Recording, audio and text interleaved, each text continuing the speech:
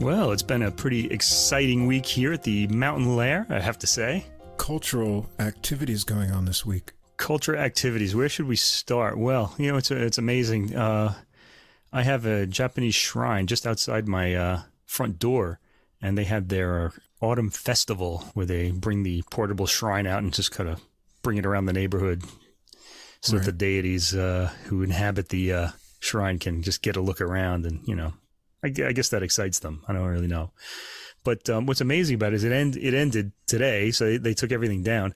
And I'm looking outside my window now, and I live across the street from where the portable shrine is stored, you know, for the year. And it's like nothing ever happened. It's just everything is just back to normal. I'm always amazed about that in Japan. Even at, you know, Christmas, New Year's, they have all these decorations up, and December 25th comes, and December 26th, I don't know what happens. Like when December 25th is over, you go just everywhere around December 26th, and everything, all the Christmas stuff is gone. It's unbelievable. Yeah, it's like these elves come at night and just kind of snap their fingers, and everything is gone. It's really incredible. Yeah, but that happened here today too. Like, well, but I saw them dismantle everything, so I know it wasn't magic, but it seems like it sometimes. And there are a lot of foreigners in town for the first time. We got a lot of tourists back, which I guess is good. And everything is cheap for them. Yeah. Not for us, though. Not for us. Anyway, that's another story. And we had a visit. We had a special guest this week, We had the first Wronitzky Summit in Kyoto. Indeed. And, we met the head, the founder, the mad scientist of the Wronitzky Project, Daniel Bernardson. Yeah. And he hand-delivered to us what I have in my hand right now. The what is that? Wronitzky recording. Oh, I'll have to hear it on CPO. Yeah. Yeah, 37, 50, and 51 by the NDR Radio Philharmonie. Which is not out yet.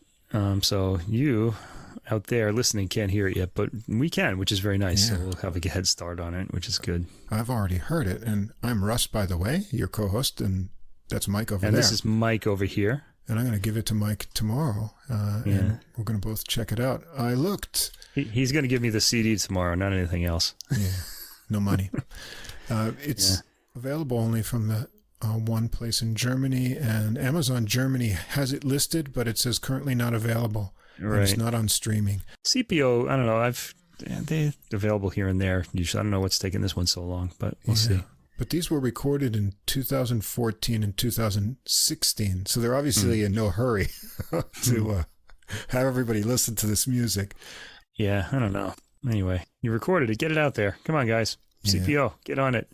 That's going to be our job. We're going to just hold a fire under everybody's butts so that they move and get stuff out, you know? Yeah. We're going to hold off talking about it until at least people can listen to it somewhere other than ordering it from one place in Germany. Yeah. Unless we simply can't contain ourselves, then we'll just be mentioning it here and there in the coming weeks. I haven't heard it yet, though. So. It was good to meet Daniel face-to-face. Yeah, Daniel's fantastic. It was good to talk to him. If you're listening, Daniel, thanks for bringing us the CD. And I have to see, the Wronitzky Summit was more of a grilled meat summit. Yeah. We ate a lot of meat. Yeah, we did. And for any listeners, if you don't know about Wronitzky, you can go back, search our episodes. We've covered, I think, 4 releases so far. And there's also an interview with Daniel about Wronitzky and his music, and also Marek Stilitz, the conductor of many of those releases on Naxos. So catch up. Can we say that there are going to be some new Wronitzky releases coming out on Naxos? There are several more on the way. I think at least 3 more. Coming in the next year. Much, probably. Yeah. We'll probably say that much. Yeah. They seem to be releasing them, so I guess we're okay. And even if they're not, just because we said it, now they have to do it. So there you go. Let's use our platform. Well, this week we're going to take another interesting dive into something new for us. We've done episodes about certain countries' music before. You've probably seen our French Me Baby series. There's 3 installments of that. We need that 4th installment. I have one more title, and then after that, I guess we're just going to have to become respectable to see. And we've got a couple Italian episodes. Right. We've got Piano Paisans and an Italian explosion. Yeah, way to respect the Italians there. Italian really. Explosion. We even had an actual explosion on that episode too. If you listen, It's All Greek to Me. Yep. We got another Greek episode coming up. Yeah. Well, kind of. Maybe. Yeah. I've got some Greek I next have week. one too, more Greek recording coming, but you have, I think, 3 or something, right? Possibly. Possibly. One next I'm not going to week. have 3 Greek classical ones Today, soon, but we'll see. We're going to go to Poland. And any regular listeners will know that we're famous for our butchering of pronunciations. Yes, that's what we do. Tonight is not going to be any different. It's going to be worse, actually. Following that great American tradition of not pronouncing names correctly. But right. Tonight, I think, is going to be extra special. There are going to be some extra special laughs from the audience as we try to say some of these names. Boy. Any Polish speakers, please forgive us in advance for our pronunciation. But I think they'll be happy to hear. Although, to be honest, like coming up with a Polish program in classical music really isn't that difficult. There are a lot of really good Polish composers out there. And I have 3 tonight, and one of them isn't Chopin. Wow. Who's the most famous Polish composer. We're just not we don't have him on this program. We're just going to have 3 other Polish composers that you should know about. Did we say the name of the podcast yet? We're Adult Music. We are Adult Music. There we go. Okay. Podcast with music for the mature mind. Yeah. And this week, the Polish mind. Anyway, all the releases we'll talk about, you can find links to at Spotify and Apple Music in the description. You can also get all the music in one place on our preferred streaming platform in CD quality. That's Deezer from France. You can also follow us there. They have podcasts now on Deezer. Just look us up, Adult Music Podcast. Now, if you don't see the full description or list of all the recordings on whatever app or platform you happen to be listening to us on, come over to our host site, Podbean, podbean.com. Everything's clear and easy to follow there. If you enjoy the podcast, please follow or subscribe wherever you listen to us. And if you take just a moment, give us a ranking or write a review. That helps us get listed in the browsing category recommendations, and it helps us get more listeners, and that makes us happy. Come along also, see us on Facebook. We've got a page there. You can get extra info during the week, new releases I always put up that come out that we may not get around to discussing on the podcast. You can leave a message or comment there. And if you want to contact us directly with any comments or questions, our email address is adultmusicpodcast, all one word, @gmail.com. And if you're not had enough of podcast listening, you want to hear some more interviews after you listen to adult music, go over and check out Tom Gouker's podcast, Something Came from Baltimore. It's not about Baltimore, but rather a jazz, blues, and R&B interview podcast. And he's covered some of the artists that we've talked about recordings from on adult music. So check that out. There'll be a link in the description at the top. All right. So anyway, let's just get into it, I guess. Polish music, Polish classical music. There certainly is a lot of it. Poland have had some big names in the classical music world. Anyway, the first one we're going to talk about is a composer who's really for my entire lifetime has been gradually being rediscovered. But now we have him in the hands of a really great pianist, top of the top rank. The composer is Karol Szymanowski, who lived at the beginning of the 20th century. And this is an album called simply Piano Works. And it's played by another Polish pianist, Krystian Zimerman, who we heard before in the Beethoven concertos. Right. And we thought they were okay. Yeah, well, they were great, but they weren't like kind of what I was looking for. This is on the Deutsche Grammophon label. But no worries. This was really Zimerman at his finest, I think, on this album for many reasons that I will articulate as we go on. On this album, Zimerman recorded 3 of them. There are 4 works: the Preludes, Masques, Mazurkas, and Variations. And he recorded 3 of them, the Preludes, Mazurkas, and Variations, in Fukuyama Hall of Art and Culture in Japan, right here, where we live. No, well, not here. We don't live in Fukuyama, but in Japan. In June 2022, so this year, he was here, up in Fukuyama, his concert hall. And the odd thing is the recording of Masques, it's a 3-movement work, was made in the same hall in May 1994. Wow. That's 28 years ago. That's when I came to Japan. That was a young man with a head full of hair. Oh. It was already on its way out, though. But yeah, well, he's no hurry to get these recordings out then, was he? Yeah, he really wasn't. Okay, and that's a shame because he should have been, because it's his compatriot. You got to support your national composers, I think, because if you don't, no one else from outside the country will. You have to really start from within, and then they spread from there. Okay, so anyway, this was recorded at the Fukuyama Hall of Art and Culture in Japan because the hall was designed by Zimerman's friend Yasuhisa Toyota, whose acoustics Zimerman has long admired. And the spur was not only the hall, but also the 140th anniversary of Szymanowski's birth. He was his 140th birthday was October 6th, 2022. So it just passed a few weeks ago. Zimerman intends to show the essence of Szymanowski in this recording, and I think he's done quite a good job, I have to say.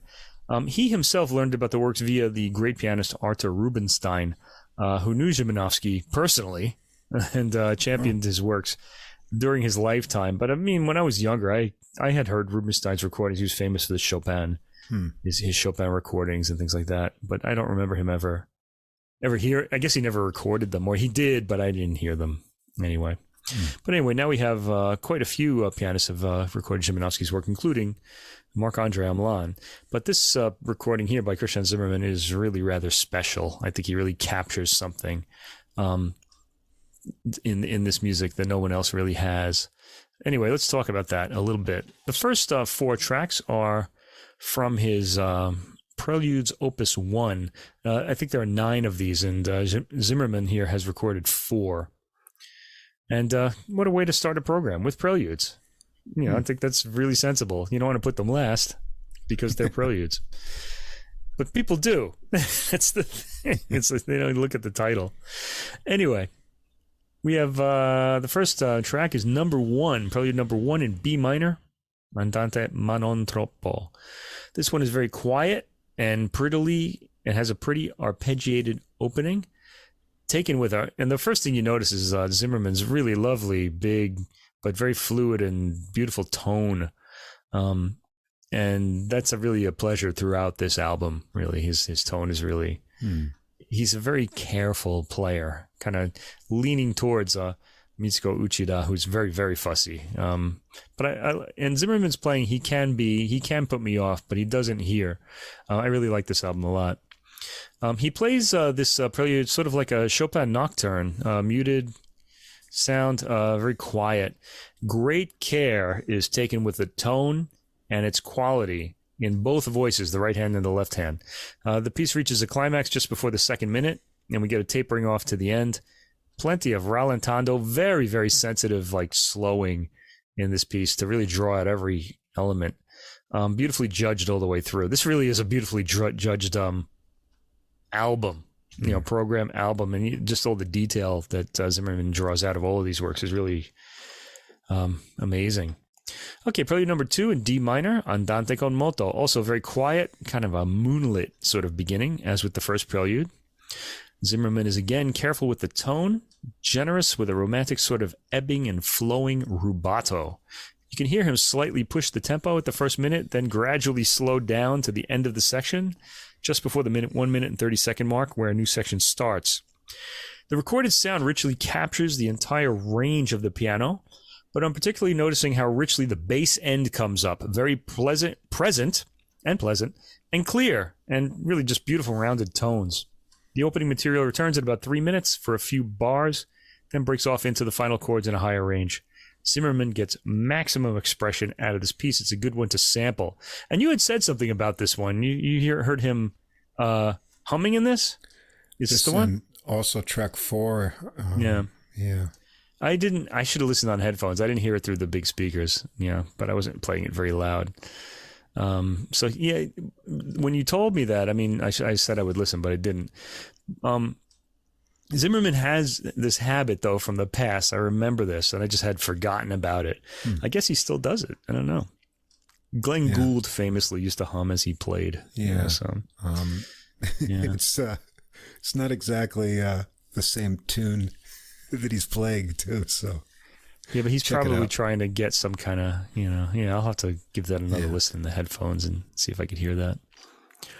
Okay, I heard him humming in another place. Actually, I'll mention that when that comes up.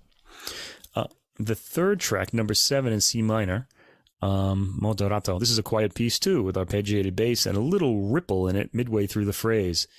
There's kind of a Schumann-esque technique to the way Szymanowski combines the melody with part of the figuration in the right hand. Chopin, of course, comes into mind as well. And the crescendo at 1 minute and 40 seconds onwards registers exceptionally well on the recording. I'm guessing the hall in Fukuyama is contributing to this sound as well. This actually sounds a lot better than Zimerman himself sounds on a lot of recordings, and he usually sounds really, really good as far as the tone goes.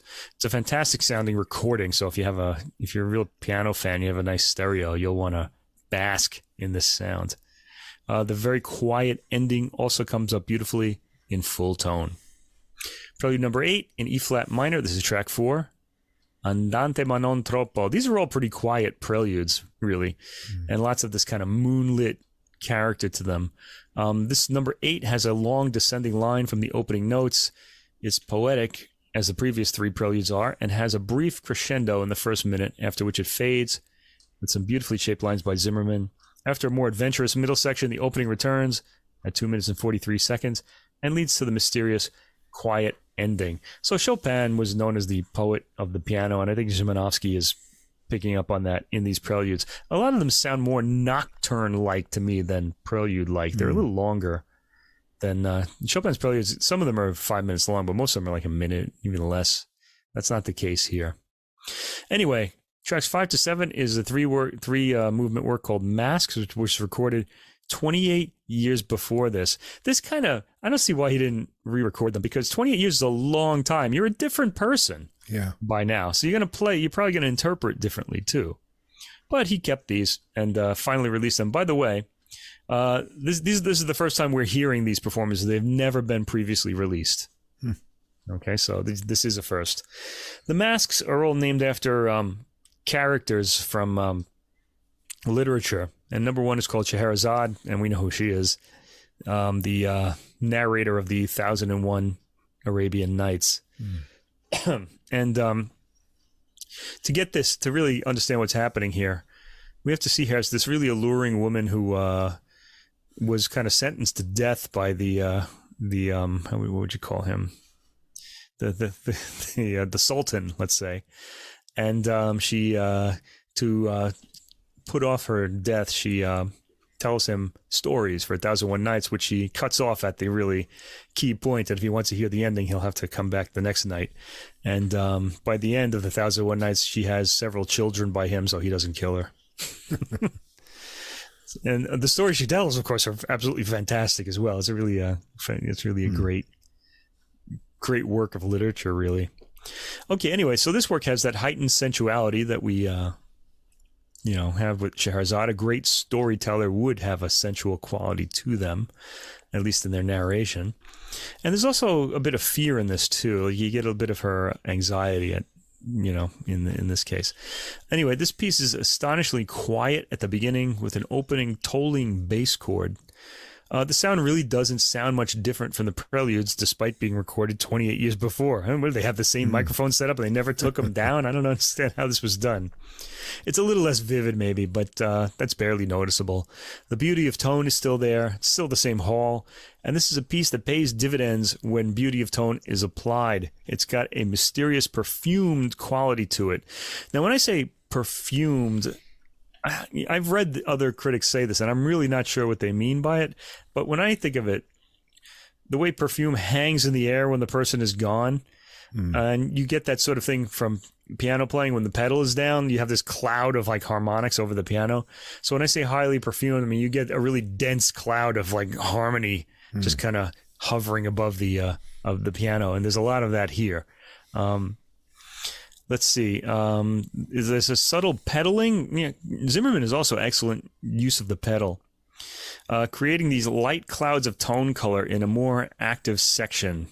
And about 1 minute and 45 seconds, we get to a more violent section with some banged out chords for accents, but the tone is always really fantastic. Zimerman never loses his quality of tone. A quieter section with a trilling bass follows, then a repeated note bass and chord accompany the active material in the right hand. There's a quick silver nature to this piece, and really to all three pieces in this set. The textures change very rapidly, and Zimerman, with his minute attention to detail, is on top of each change. In the louder section, such as 4 minutes and 28 seconds, the bass loses its rich quality, probably due to the fact that the recording was made long ago. Another quiet section in the 5th minute with quick repeated notes marking the pattern. At 6 minutes and 38 seconds, there's a change of rhythm with sforzato, syncopated chords in the bass, then a rising figure with a crescendo. Another peak is reached at the 7th minute. This Scheherazade really does seem on edge. Coming up on the 8th minute, we hear ominous bass notes with right-hand tremolos. The tremolos continue more quietly in the 8th minute. The texture reduces to chords in the 9th minute and quietens profoundly. Zimerman managing the quietest of sounds to end the piece. By the way, I actually heard Krystian Zimerman play live and loud at Boston Symphony Hall long ago. This is in the 1990s. And he was really good. But there was somebody in the audience, like, I don't know, talking or something, and he kept kind of looking over at the audience as he was playing. He seemed really bothered by it. He's a really sensitive type. And I remember at the end, like, just the playing was so beautiful, though, and he really is excellent at pedaling. And I remember when he ended, this woman who was sitting not too far away from me turns to her companion and said, I didn't agree with his pedaling. Like, well, excuse me. It was some of the best piano playing you're ever going to hear. You know, he has a history with American audiences, too. He's actually yelled at them and had trouble. One of his pianos was destroyed by customs in New York. Yes, that story. I read that. Yeah. He imports his pianos. He brings his pianos with him everywhere. So he sounds sort of like a difficult personality, but I think America has really tortured him more than other places have, which is sort of sad. I mean, you know, he's threatened never to play there again because he doesn't like U.S. foreign policy. Although I don't see although I suppose Poland being so close to Ukraine, he has a right to that opinion. Anyway, the second piece in Masks, so this is track 6 now, is called Tantris Le Bouffon. Now, fans of the Tristan and Isolde opera will know that Tantris is the way that it's Tristan spelled sideways, I guess you could say.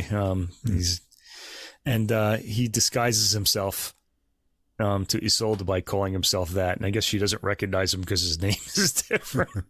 Good old opera, let me tell you.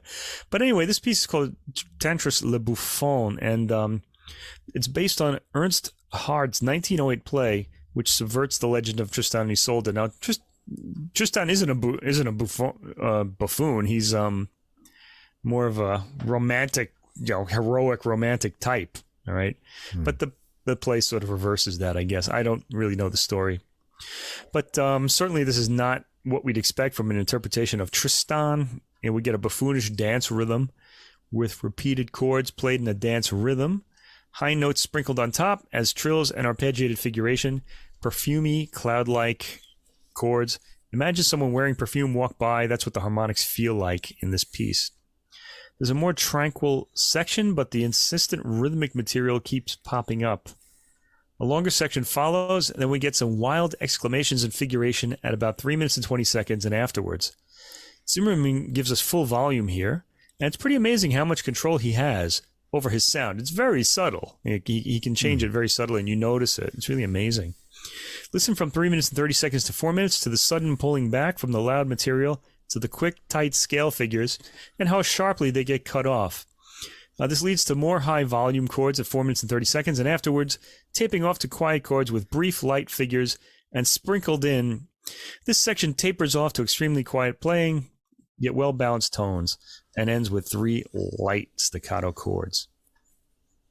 The third movement of this 3-movement set, or the third piece in it, is called Serenade de Don Juan. Don Juan being the great lover. This balances satire, Don Juan taking ages to tune his guitar. I don't really see him as being like that, though. He's kind of sinister, I think, Don Juan. With episodes of possibly insincere emotional excess. Of course, Don Juan seduced a lot of women.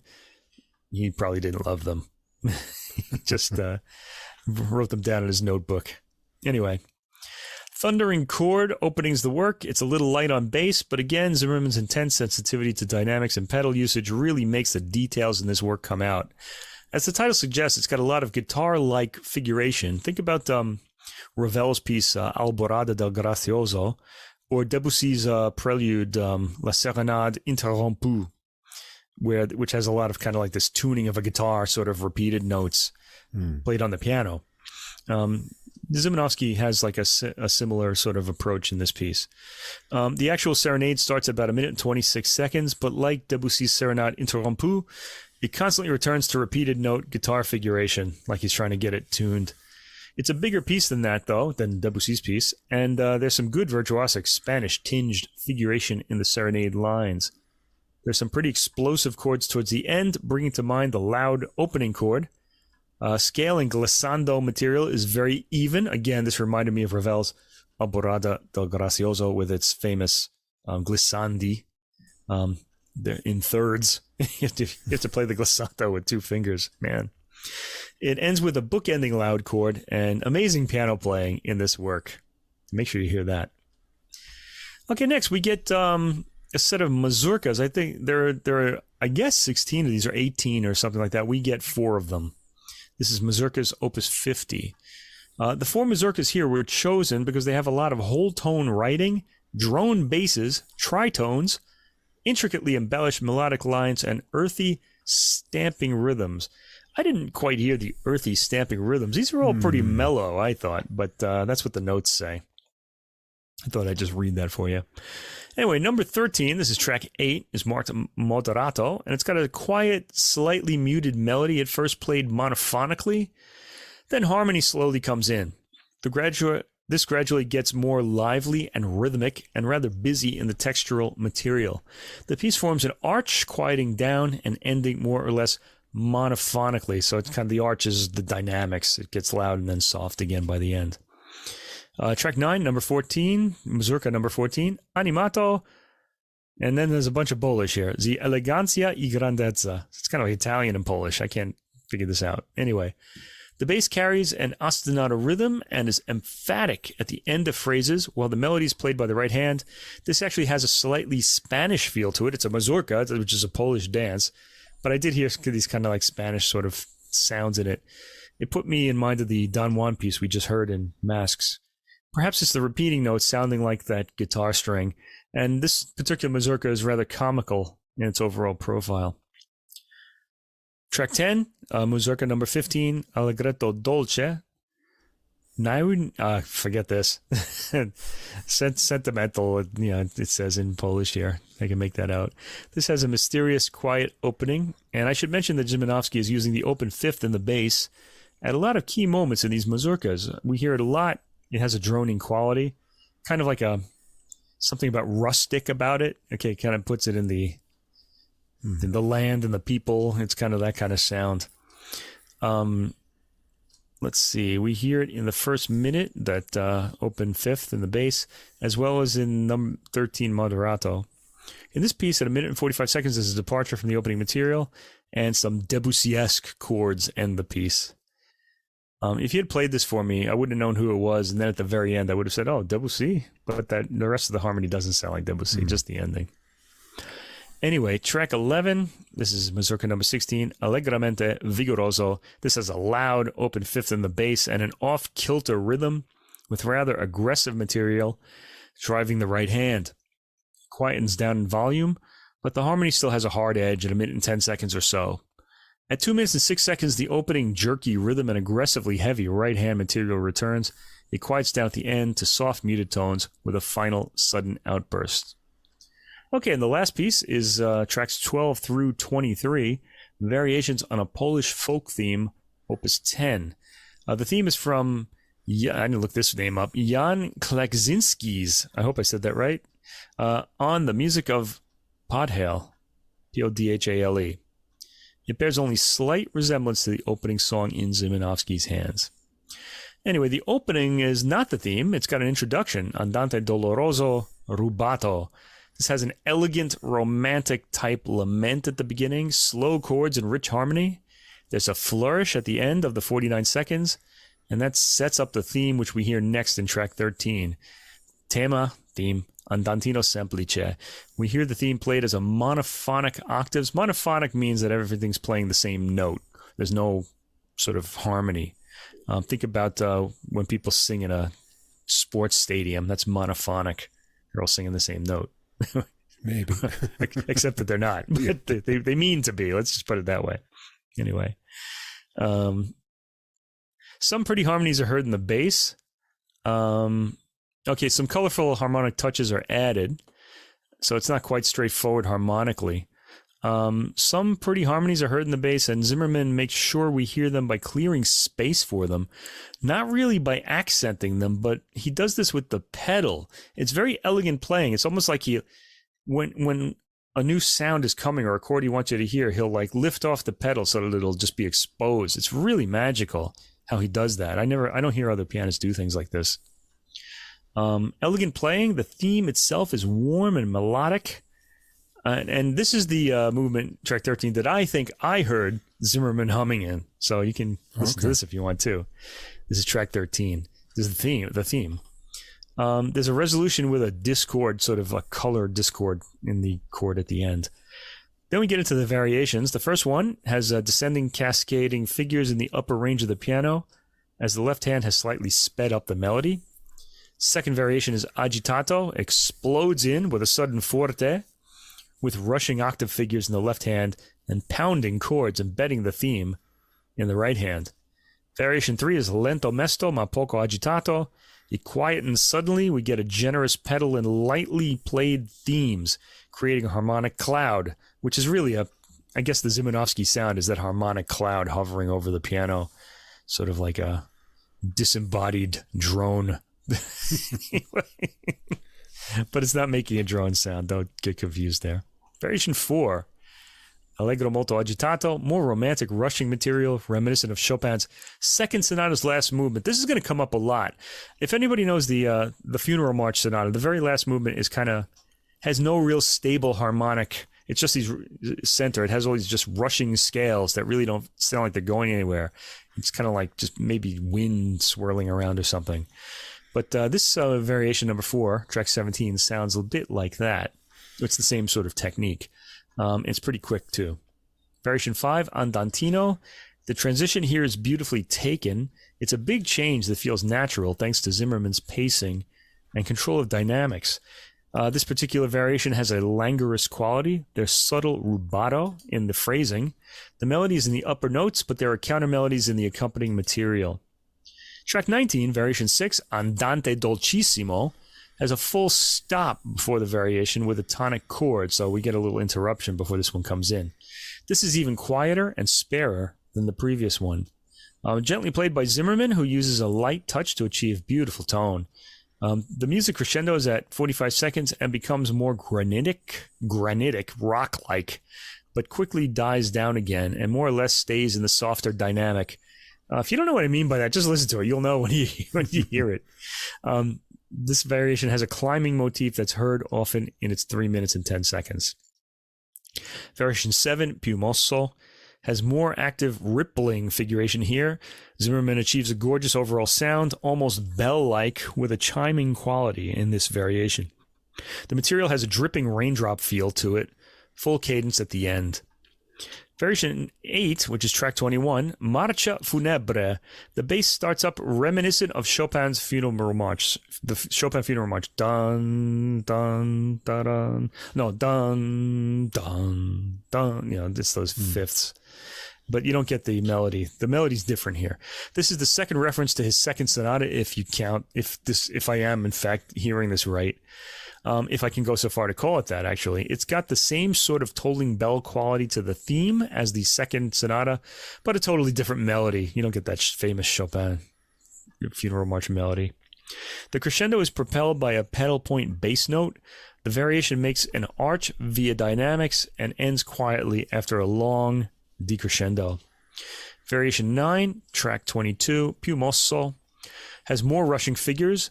Again, slightly reminiscent of the fourth movement of the second piano sonata by Chopin. But except that this one follows the Funeral March as it does in Chopin's sonata. So I think this is a really direct reference to that work. This has a theme to it, though. It's not just these rushing figuration like we heard earlier or in Chopin's sonata. The theme is loudly played in octaves in the higher range while the accompanying cloud of rushing figures becomes louder, leading into the final variation, number 10, the finale, Allegro Vivo. This begins attached to the previous variation with rushing figures that focus into something more thematic. It suddenly sort of comes into focus at one point. There's a sudden quietening at around 35 seconds as we hear a descending motif, which eventually becomes an even gentler rising motif with tremolos in the accompaniment. Sort of like at the end of Beethoven's last or 32nd piano sonata, opus 111 in C minor. It ends like in sort of infinity with these sort of like trills just continuing in both hands as this very high-end melody goes. It could be a reference to that for all I know. The material rises high in the keyboard, the trills end, and by 2 minutes and 5 seconds, a fugue, or a fugato, starts, carefully outlining its theme in the various voices. I'd call this a fugato. It starts like a fugue, but doesn't continue in a strict fugue form. That's what a fugato is. By 2 minutes and 45 seconds, the harmony has thickened and the thematic material is now played in loud octaves.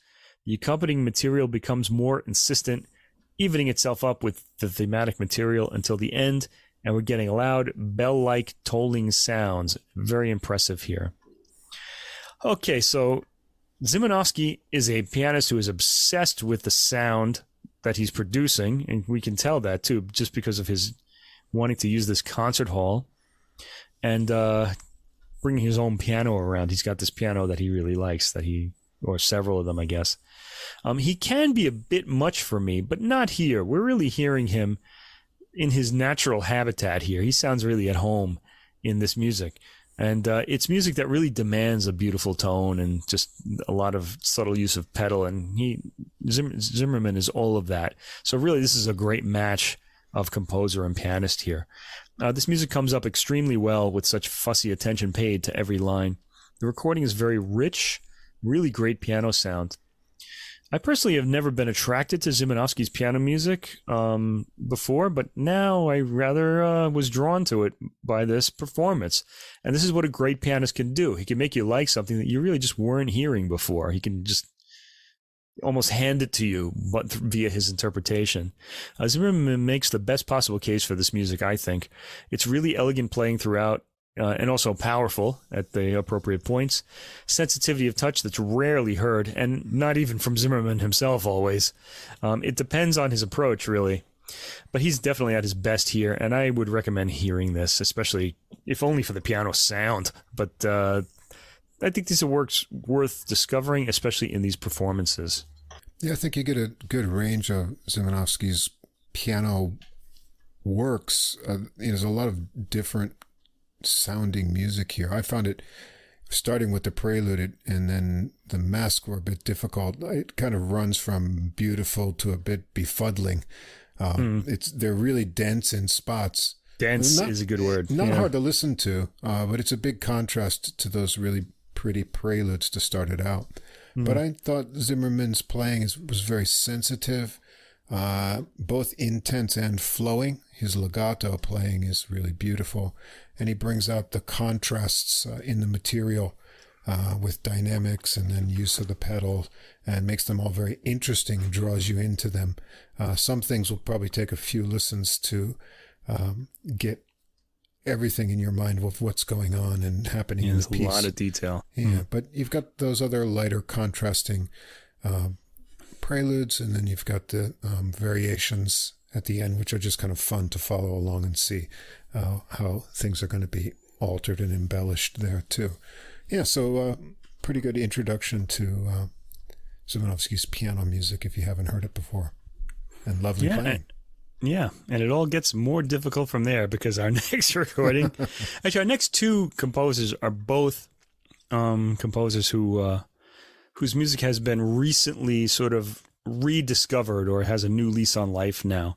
And the first one is Grazyna Bacewicz, woman composer, for those of you who would want to know that. And this album is called Peter Jablonski Plays Grazyna Bacewicz. That's spelled Bacewicz. Z or Z. We should say Z for the American listeners. They're mostly them. So piano works by her. Bacewicz lived from 1909 to 1969. She's apparently pretty popular in Poland, but her music wasn't recorded, and she was virtually unknown outside of Poland before 10 years ago. And when I heard the first recording of her works came out on the Chandos label, and they've been championing her works a lot. This particular one is by Peter Jablonski, who we heard last year in a Stanshinsky album that we really liked a lot. And this is on the Ondine label. One thing that's interesting to know about Bacewicz is that she was, like so many 20th century composers that really made their names, a pupil of Nadia Boulanger in Paris, as was, of course, Piazzolla, Philip Glass, many other, Aaron Copland, so many. She had some kind of magic to her. Anyway, here we get a set of her piano works. And this is the first time I'm hearing any of her piano works. I've heard only chamber and orchestra works before this. So this is something I was really looking forward to. This album came out in the spring, and I've been sitting on it thinking we were going to do a program of all women composers, and I should have just put it in there earlier, but we got this one now. It's working out well with the Polish episode. Anyway, the first work we hear is her Concert Krakowiak. Krakow concert, Krakow concert. I guess it's Krakow, but Americans always say Krakow because we have to say everything wrong. It's like a rule. Okay. Yeah, this was composed in 1949. All right, and it's based on motifs from popular Krakowiak melodies, which is popular folk dance from Poland, which undergo various motivic, harmonic, and rhythmic transformations. Anyway, this album also has vividly recorded sounds. It's not rich like the Zimerman was, but that has a lot to do with the hall and the pianist as well. But on this recording, it's very clear with each note registering. There's not much blur from the piano, only room ambience around the notes. So he's not pedaling much in this. He gets kind of a hard sound, and coming to this after the Zimerman, might be a bit of a shock. The harmony is, Bacewicz's harmony is more severe, and Jablonski has a harder tone, but a still appealing one, I should say. It suits the music, though, his tone here. Jablonski does well to separate the melody from the accompaniment. They're both thrown in high relief in his playing, or maybe even in the score. Listen to the quick figuration high in the right hand, while the left hand plays the granitic thematic material at 54 seconds. Each change of texture is registered with brief pauses from Jablonski, and there are a lot of them. It makes the work seem highly episodic, the way he paces this. The work itself is appealing, sounding like a 20th century work in its angularity. It's hardly romantic, but it is tonal. It's rather easy on the ears, but it's just not going to have these curvy, beautiful melodies. It doesn't sound particularly folk-like to my ears, despite its title, though I imagine Polish listeners may be able to identify the themes. At 4 minutes, we have a folk-like dance theme that quickly breaks up into modern-sounding figuration. Jablonski's playing is wonderfully fluid in the quicker material. He plays this with a lot of contrast between theme and accompaniment, throwing both into high relief, as I said earlier. Another example can be heard at 6 minutes and 24 seconds with the faint figuration and loud melodic material. And this piece ends with a flourish. Tracks 2 through 11 are 10 concert etudes. Etudes put us in mind of Bacewicz's great compatriot, Chopin. But these aren't really going to be like that at all. Okay. Etude number 1. Actually, we hear all of these. She plays them all. Okay. So etude number 1, Bacewicz herself referred to this etude as bangy. Okay. Just what your mom wants to hear. Anyway, his the etude is machine-like in its rhythm, very 20th century, hard but tonal. As the piece goes on, there's some lovely rising themes bursting out of the texture, like at the 49-second mark. Jablonski, with his extremes of dynamic, manages to draw the listener in with his sudden decrescendos. The clarity of his playing and his very discreet use of the sustain pedal makes this an ideal performance of this highly detailed work. Now, his approach is actually very similar, by the way, to Zimerman's. You know, he has a lot of contrast and sort of very subtle changes, but there's something different about the approach too. The basic approach is the same, but the whole tone and the sound and the effects they get wind up being different. This is really wonderful in a way, because it's just the things different pianists can bring to different kinds of music. I wonder if Zimerman will ever record Bacewicz's piano works. That'd be interesting. Anyway, Etude number 2, Vivace. There's a light touch in this fleet piece. Jablonski's attention to dynamics is very appealing and attention-grabbing. He'll make slight crescendos during even figuration, as though we're going over a hill on smooth terrain. By the 1 minute mark, the material becomes more rhythmically bouncy, and Jablonski draws this quality out in high relief. I'm going to use this painting metaphor a lot on this album, this high relief idea, because it's a key trait of Jablonski's playing, at least in these works, or it may very well be a trait of the works themselves. Etude number 3, Allegro, even bouncing theme, rather percussive in its sound. Again, Jablonski is so even that the motoric quality of the work comes across well. There are some retards in the piece, a slowing down that is, but it pretty much goes on in this manner. Etude 4 is quarter note equals 96. Cascading notes across the high and middle range of the piano, again with very discrete pedal. There's no blurring, and the edge of each note is pretty hard, yet the smooth shape of the lines comes across. Etude number 5, Andante, slow tolling tones in the bass and mid-range of the piano. A theme with sustained notes is heard in the higher register. There's a gorgeous tone in the muted upper register after 2 minutes as the work quietens down for the middle section. Etude number 6, quarter note equals 180. Cascading material, this time with harmonized thematic material. It moves dynamically, with Jablonski again timing beautiful crescendi and decrescendi to make the material move like waves on a vast sea. Etude number 7, Giocoso, which is playful. Quieter piece with rumbling themes that are cut short and start at a different place afterwards. There's a bit more pedal on this than we've heard, but the detail rings out clearly. There's some pretty harsh and appealing to my ear passing harmonies that liven up the texture. A nice subtle tone on the ending chord. Etude number 8, quarter note equals 69. Some real contrast here with a pedal-induced haze to the opening arpeggiated figures. A sort of tolling bell texture in triplets comes out at around 1 minute and 38 seconds onwards. The material quickens again after 2 minutes and 20 seconds. Etude number 9 is marked Presto. This has quick, complex figures rising through the piano's range, then falling. There's audibly more pedal on this piece than we had in the opening pieces. The edges of individual notes are more hazy here, and the material creates a harmonic cloud above the sounds. This sounds like an especially tough etude to play, although all of them really are. It's got a lighthearted ending into the upper range. Etude 10, the final one, explosive, it's marked Allegro. Explosive, very fast opening again, pedal heavy with a harmonic haze hovering above. Jablonski discreetly contrasts sections via his heavier or lighter use of the pedal here. This has a perpetual motion quality to it. It's all high speed and complex in its figuration all the way through. Banged out chords and the piece. Next, we get 2 more etudes. This is called 2 etudes on double notes, which I guess, by which she means, I guess, 2 notes played at the same time, because I'm not hearing any repeated notes. 1955.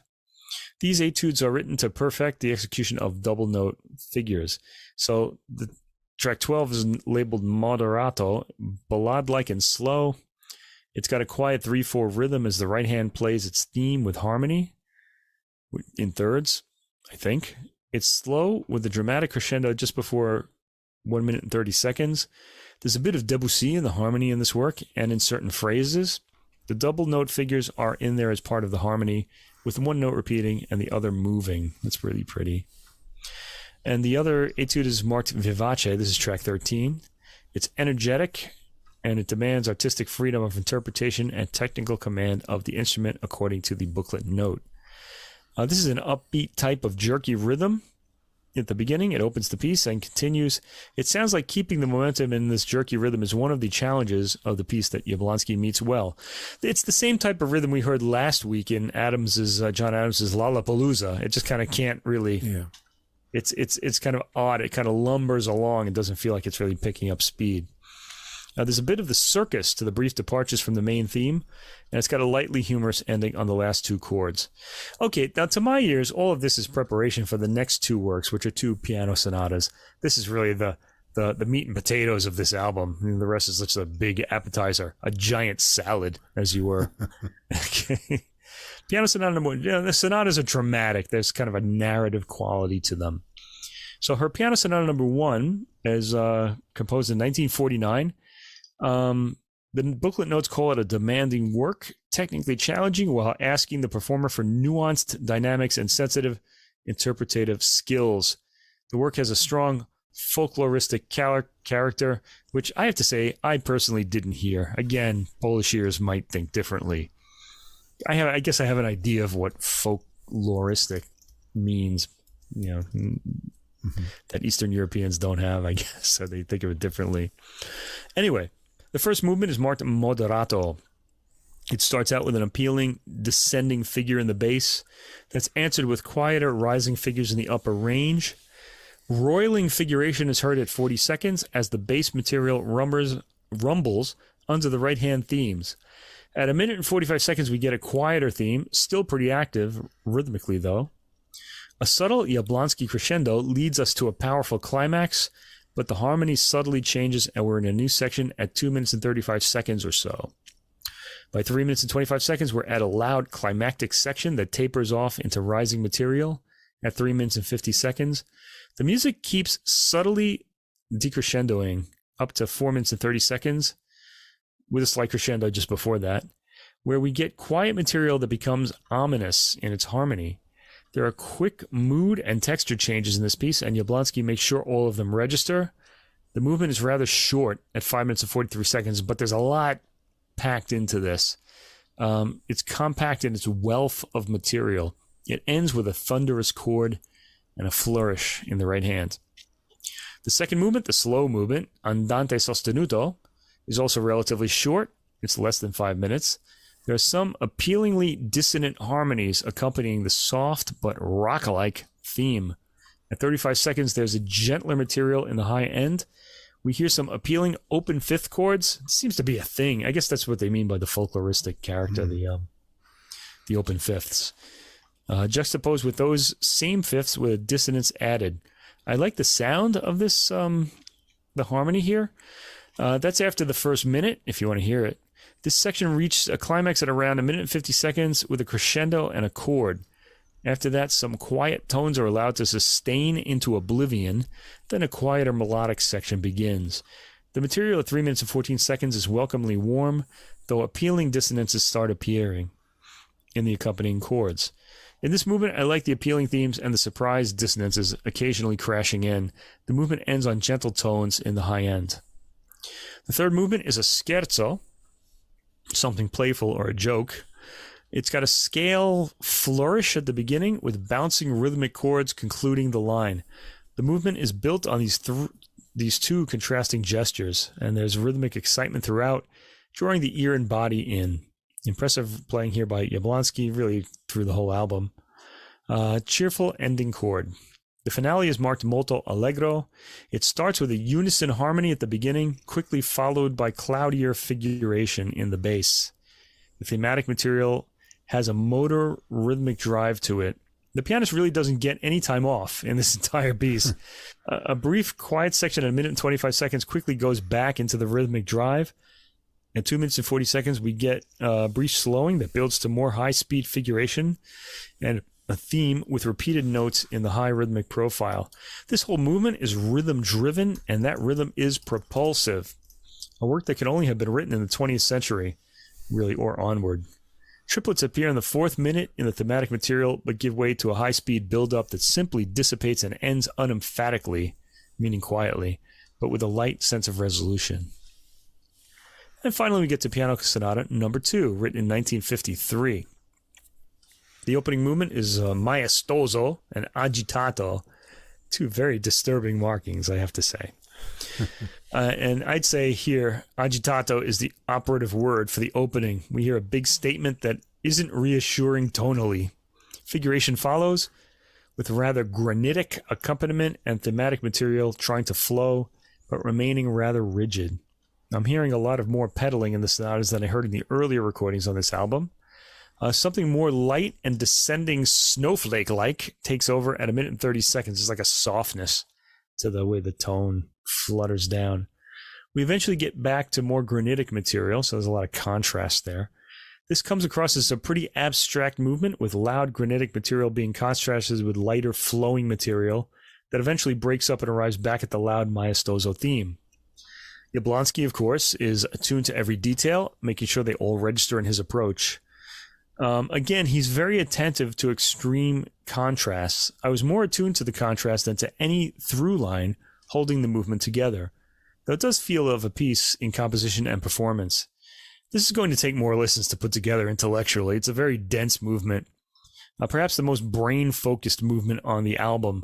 When I say that, I mean between brain and the heart. This one really is going for the brain. It really wants you to think or to intellectualize what's happening, I think. It ends with 3 very loud pounding chords. It's a pretty grand and rock-like movement. The second middle movement is marked largo. It's the slow movement. This has a lucid, dignified chorale, and it closes with an unexpected fugato section. There's a tranquil opening on chords, as we would expect from a chorale, in direct contrast to the previous movement. Some of Bacewicz's characteristic dissonances sneak into the mostly tranquil chords, adding spice to something rather mild. I like the way harmony sneaks into the melody at around 1 minute and 28 seconds.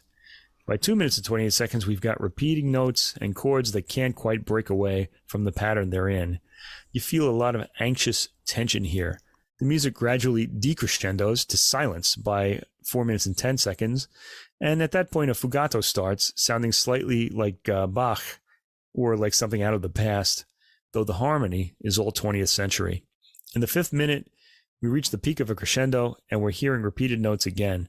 By 6 minutes and 10 seconds, we're back to the chorale chords of the opening, and the movement ends calmly, but without resolution.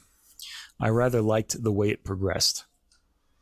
Third and final movement is a toccata, marked vivo, and it's in 3/8, in the form of a Polish folk dance called an oberek. This has some rapid figuration in the beginning, which gives way after loud tremolo chords to a rhythmic dance with a lot of pauses in it, making the rhythm tricky. The dance is in there, but it is covered a bit by figuration. Jablonski's clarity in the quick passages is very impressive. The movement is played dryly, a return to the minimal pedal of the opening of the program, though we do hear it used more in parts, like at 2 minutes and 30 seconds. The dance rhythm is played dryly. In order to accentuate the rhythm, the dance rhythm is played dryly, meaning without pedal, to accentuate the rhythm. There's some demanding figuration at the end. We get the chord tremolos again and a rather abrupt chord to end the piece. This work, I'm sure, will repay repeated listenings. There's a lot in these 3 movements. It's pretty demanding, but appealing on a certain level at the same time, if you're willing to do a little bit of work. As Jablonski mentions in his notes, the violin music of Bacewicz may have traveled well outside of Poland, but the piano music remains virtually unknown, and I'd say this is an ideal introduction to it. Jablonski is sensitive to every detail, drawing out contrast by setting melody and accompaniment in high relief, there it is again, and providing appealing, subtle dynamic changes to certain lines. I will say that the approach Jablonski uses in putting across the wealth of detail in these works, the hardness of tone in louder passages, for example, and the minimum use of sustain pedal, makes this a tiring listen, not least because the music itself is new to my and probably your ears. So it's probably best to break this this album up into listening sections, although it's programmed to be listened to straight through. It gets more and more challenging as it goes. Gorgeous recorded sound on this. I really like I think Jablonski outdid himself here compared to the Stanczycki album we talked about last year, which was also very good. I thought that was excellent too.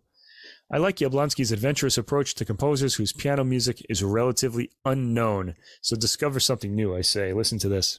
my impression changed a lot as I listened through it. The concert etudes are very busy works, but I didn't find them engaging very much. They're probably mostly of interest to pianists who might want to take a shot at the technical challenges and new compositions possibly to them here. But the other pieces are better, and the sonatas especially held my attention. They've got a lot of interesting modern dense harmonies, a lot of variety in there, and a lot of unexpected changes and turns of the directions the compositions go. So I kept being drawn in and interested, both rhythmically and harmonically, and then the structure of the compositions. So there are a lot of unexpected kind of twists in these, in the sonatas especially. Yeah. But like I say, it was new to my ears too, so probably, at least the sonatas I'll probably like more and more as I get more familiar with them. Yeah. Okay, so our third Polish composer, and the second one whose music has recently been rediscovered, particularly on a symphonic, a work of, the composer is Mieczyslaw Weinberg, and there was a recording of his symphonies 2 and 12 that came out not a few years, but a little more than a few years back now, by a conductor who kind of made her name kind of playing them. Let me see. It's, who is it?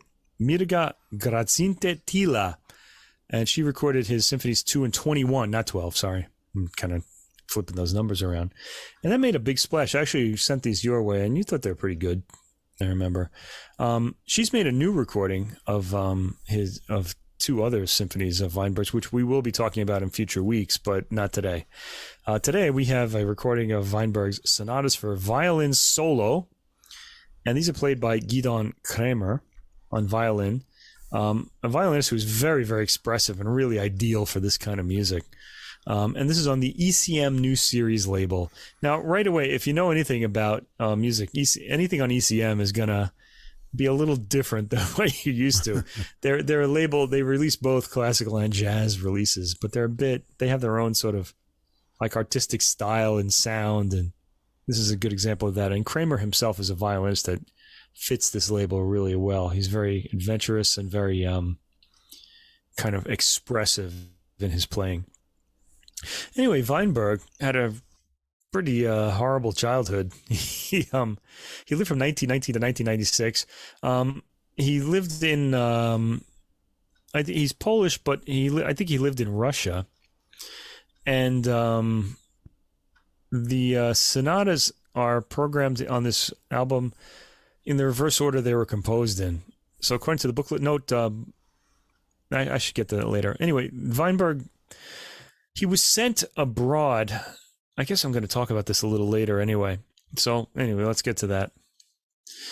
The sonatas on the album are programmed in reverse order they were composed in. So we get Sonata 3 first, then Sonata 2, then Sonata 1.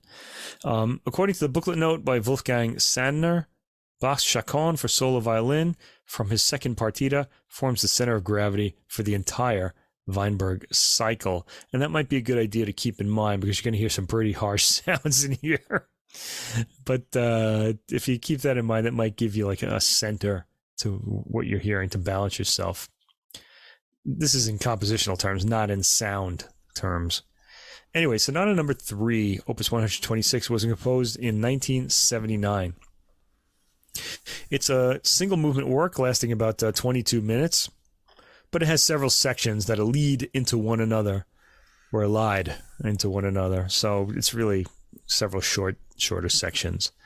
It's dedicated to Weinberg's father, a composer, conductor, and violinist at the Yiddish Theater in Kishinev, which is now in Moldova. The city was renamed Chisinau. Now it was Kishinev then. His father, Weinberg's father, with the rest of the family, was interned at the Lodz ghetto in Poland and eventually died at the Trauniki concentration camp during World War II, while Weinberg had fled the Soviet Union without them at the outbreak of the war. So there were Polish people, Polish Jews living in Russia or at the time of the Soviet Union. That's now that I'm older, I think about that. You're that young and you lose your whole family at one swoop. That must be horrible. You kind of understand why a lot of these people's music sounds the way it does. Gidon Kremer drew up a hidden program for this particular work that will help you out a lot in listening to it. He thinks of it as 7 sections. The first section would be the portrait of the father, and that has repetitive rhythmic agitation that momentarily relents in short, sustained double stops. Then a portrait of the mother, which is an intimate lyrical song in the high register, linear playing without substantial rhythmic accents. The third section would be a self-portrait of the composer as a child, which has lilting staccato with occasional random outbursts. The fourth section, transitional cadenza, extended playing in double stops. Section 5, flight rampage, raging lines, combinations of trills, if you wish, a sort of modern caccia or hunt. Sixth section, reminiscence of solitude. This is a calm, brief motif, sustained notes, contemplation. And the seventh section, fantastic dance, dialogue with eternity, which features bleak sonorities, lacking continuous rhythmic accentuation, unreal pizzicato, and ebbing tone. All right, if you want to follow that program, I'll tell you when each section starts during this description. This is a very compelling work, I thought. It was the work that on this album that I like the most, and it's a pretty demanding listen. This entire album. Oddly enough, I think it gets more demanding as it goes, even though the works are in reverse order that they were composed. You would think usually a composer would be adding to his harmonic library, but I think Weinberg sort of pared it down as he went. This is a pretty riveting performance by Kremer, by the way. Okay. This starts in the first section with sawed out. I'm going to use this word sawed a lot because it's like this harsh sound to indicate the harsh sound that Kremer often gets purposely in this music. Sawed out repeated notes followed by harsh sounding double stops. Double stops are when you hear 2 notes at the same time on a violin. Kremer's a fantastic violinist as far as phrasing and sonority goes, and not content with a mere beautiful sound, which he can produce. He varies his sonority and attack for expressive purposes, and I really admire him for that. Some violinists can be really kind of narcissistic about their sound. Let's say, it has to have my beautiful sound. You're not going to put this work across if you're going to have that attitude, and Kremer certainly does not. He's always compelling as a violinist, is Kremer, and he is here too. This sounds at the beginning like a pretty naughty work. Now, again, we're in this section about the father here. And it's an unrelentingly aggressive section in an exciting way. It's highly rhythmic. The section ends with a stratospheric, aggressively attacked high note at 5 minutes and 30 seconds, which is when section 2 starts. This is the lyrical portrait of the mother. It begins in the high end. It's a rather quiet section of music with short notes and some double stopping. The third section, the child, starts at 9 minutes and 10 seconds with gentle staccato chords, followed by various statements, both staccato and legato. If this is a portrait of a child, he's a pretty quiet child, I'd say. At 12 minutes and 10 seconds, the fourth transitional cadenza section starts with sudden, aggressive, double-stopped chords. At 12 minutes and 45 seconds, the fifth flight section starts, and we get sudden, rapidly played lines with lots of repeated notes, along with heavily accented quarter notes that seem to angrily stomp along. There are also aggressive pizzicati at 15 minutes and 10 seconds, followed by downward winding figures ending on the same drawn-out bass note. The section ends with quiet pizzicati and an upward figure. At 16 minutes and 30 seconds, the sixth reminiscence section starts with softly bowed repeating notes, interrupted by occasional pizzicati or harmonics. We get the last fantastic dance section at 19 minutes and 19 seconds, when a light rhythm emerges and the violin plays its lines in a muted fashion. By 2 minutes and 30 seconds, we're at light staccato notes in the stratosphere, a really interesting squeaking sound, lots of harmonics in the last minute. It ends with a pizzicato note that bends upward, followed by a final bowed note. This is a pretty impressive piece of solo violin writing, not stylized as any kind of Baroque dance at all, but all immediate with an urgent presence, compelling all the way through. Especially, it's got that narrative quality, and that's what really keeps you engaged, as long as you kind of have an idea of what's happening. Having Kremer play it certainly added to the impression it made.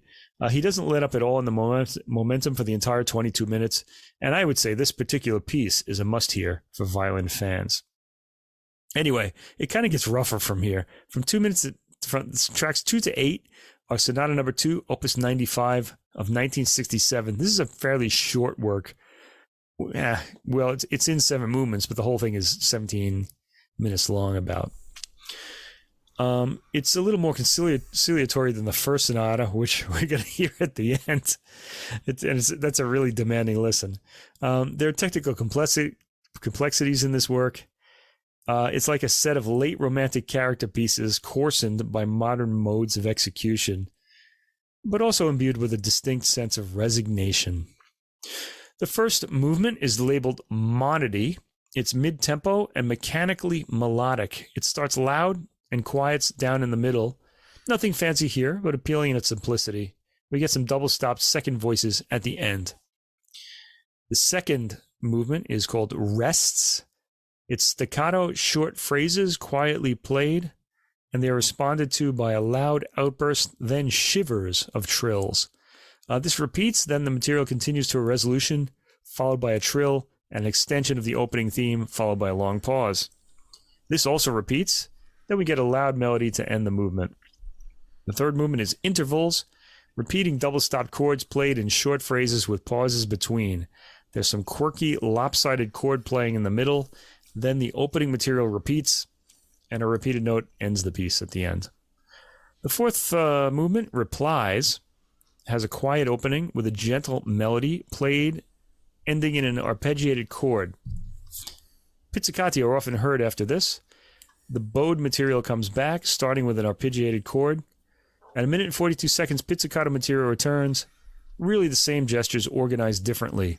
The bowed violin makes a statement, then plays a quiet ending. Fifth movement, Accompaniment, starts with pizzicati played very quietly. There are bowed motivic lines played expressionlessly with no vibrato. The sound is appealing, though, rather ghostly. It has bowed and pizzicato gestures alternate very quietly in the second minute.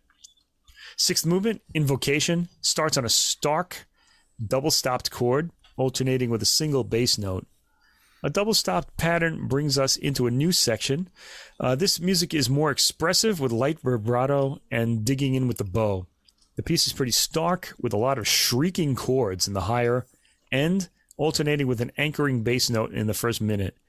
I guess it sounds like a desperate type of invocation going by the title. And the seventh movement is called syncopes, which in this case means the omission of sounds or letters from within a word. For example, if you pronounce the word comfortable as comfortable, you've taken the F-O-R-T out. Anyway, that's what a syncope is. So I'm guessing that certain tones are just being taken out of the phrases. This has a lot of harshly sawed double-stopped chords going into a harsh harmonic occasionally as well. By the 50-second mark, we get rapid, harsh playing, followed by repeated notes where the violin digs into the string. Ends on some harsh high harmonics, strummed pizzicati, and an ending phrase.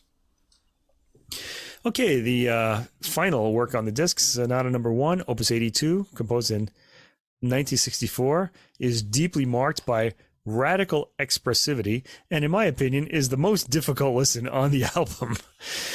It's pretty rough going, and it's got 5 movements in this one. The first one is marked Adagio Allegro, and it starts with a bass note followed by double-stopped chord pattern dominating the opening. There's some gloriously harsh tones in the double-stopped chords. The movement goes on with some single-line runs between the double stops, but they keep coming back. The movement is formed around them. At the 3-minute mark, there are some shrieking downward figures, all short patterns. There really are no long lines in this movement at all. It sounds very sectional and fragmentary. Those shrieking patterns come back at 3 minutes and 40 seconds, lead to the double-stopped chord patterns. By 4 minutes and 42 seconds, we're back to the opening pattern. The second movement, marked Andante, has a far more gentle, quieter, and not harsh sound. It sings a lament in melodic style. There are those characteristic discordant double-stopped chords appearing after 1 minute and 45 seconds. And I really enjoyed how effectively Kremer puts across the melodic material with the double stopped harmony at 2 minutes and 40 seconds or so and onwards. These movements all seem to be ternary, and that's going to be helpful if you keep that in mind. We hear the opening melody at the end from 4 minutes and 30 seconds or so to the end. Ternary means there's going to be a middle section and then the opening section repeats. The third movement, Allegretto, starts with a pizzicato pattern followed by some staccato bowed notes in the stratosphere of the violin's range. The music brightens a bit with short motifs, climbing in frequency. There are some ghostly soft passages at around the minute and 20-second mark. I enjoyed the light playing at the 2-minute mark, and all of these soft passages are followed by brief pizzicato sections. This ends quietly. The fourth movement, Lento, has a loud, screeching, double-stopped 2-chord patterns, followed by a pause for the opening of this movement. At 30 seconds, we get a screechy bowed figure. The 2-chord pattern reemerges at a minute and 45 seconds or so, with the screechier tones and longer pauses. Listen for the 2-note plus pause pattern. It structures the movement, and it's virtually everywhere. The fifth movement is Presto, and it starts without a pause from the last movement, with a trilling figure that rises quietly through the violin's middle range, at times taking flight as scales and rapidly bowed repeated notes. There's a bit of rhythmic momentum generated by this movement, something we haven't heard on the entire album, really. So it comes as a refreshing change. There's a lot of detail within those quickly bowed patterns, enticing to the ear. A pretty thrilling end to the perpetual motion bowed material occurs at around the 5-minute mark, where we hear lots of double-stop chords, right to the dramatic stalk chord at the end.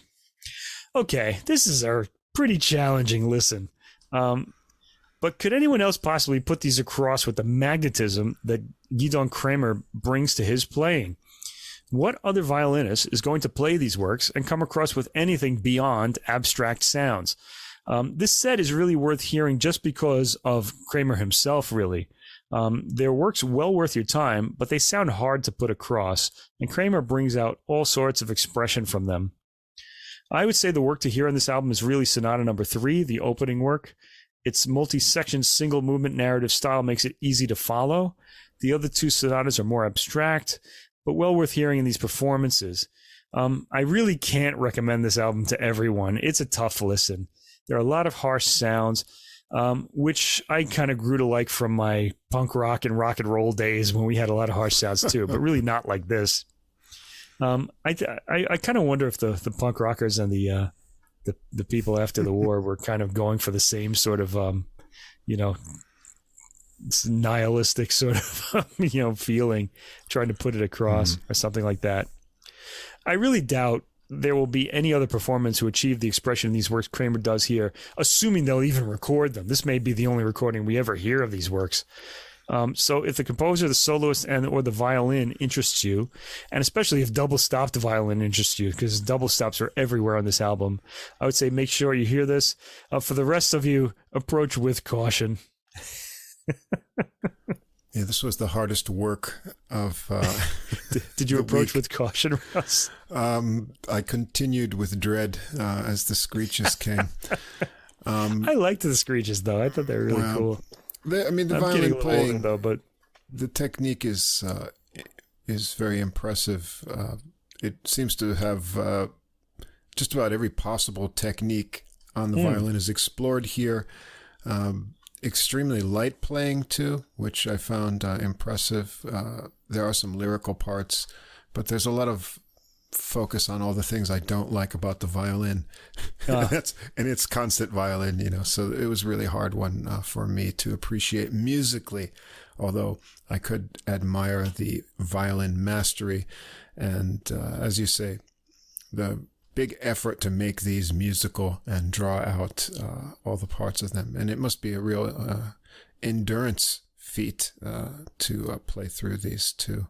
But I would, same caveat for violinists and fans of solo violin only. Yeah, violinists looking for a challenge, maybe if you're in school. Kremer, by the way, he's Latvian, born in the USSR back in the day.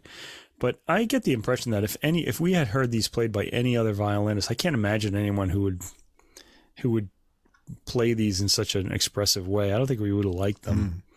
You know, even here though, but you can kind of hear that there's really this kind of, I think of expressionism. Think of like the German expressionist movement in film, like The Cabinet of Dr. Caligari or Nosferatu, if you've ever seen those movies and you see the weird sets they had in those movies. This music kind of sounds like it comes from that aesthetic, where it's kind of aware of it, let's say. Very, very expressive, trying to give you this feeling of dread and horror. You know? Not the kind of thing we want to feel usually, but you know, these people want to be heard too. So what's interesting, this normally we don't associate all of the possible emotions with music, right? And they're only used for an effect or something in a soundtrack. But you can get more on the darker side and angry side of music sometimes too. So, I guess it's good to stretch your emotional palette to new realms. And for all the noise the punk rockers made, they weren't suffering anywhere near the way these people did. No. Jeez. No. So, anyway. So there you go. And that's your classical Polish for this week. A bit of a demanding listen at the end there, but give it a shot. Check it out. The piano's kind of interesting. You need a challenge. Your ears need a workout. They're getting flabby. Right now, I would have never guessed that we would be able to put together all Polish jazz as well, but I just happen to have 3 and only 3 on my list. So I maybe made choices I wouldn't have normally, but it's turned out to be pretty interesting. And that has happened to me too. Yeah. We, we've had some Hungarian jazz and, as we said, lots of Italian, French, Scandinavian jazz, Greek jazz, but no Polish yet. And I'm not very familiar with Polish jazz artists and the Polish scene. I knew, what is the trumpeter, Thomas Stanko. Tomasz Stanko. Yeah. That's who I knew too. And the pianist, Wojtek Pawlik, a really fine pianist who Randy Brecker did some work with, and I have that recording of that. Now, but that's about it. Yeah, because I know Tomasz Stanko's music, he's kind of he's a bit of a downer, to be honest. He's a great player, but he kind of had this sort of melancholic sort of playing among the ruins kind of style of playing. So I had the impression that all 3 of these jazz albums are going to be in that sort of field, sort of, but not at all. They're all very different from each other. They're very different. Yeah. I was pretty amazed by this. We're going to start out with a guitar trio here, and this is called Past Lines.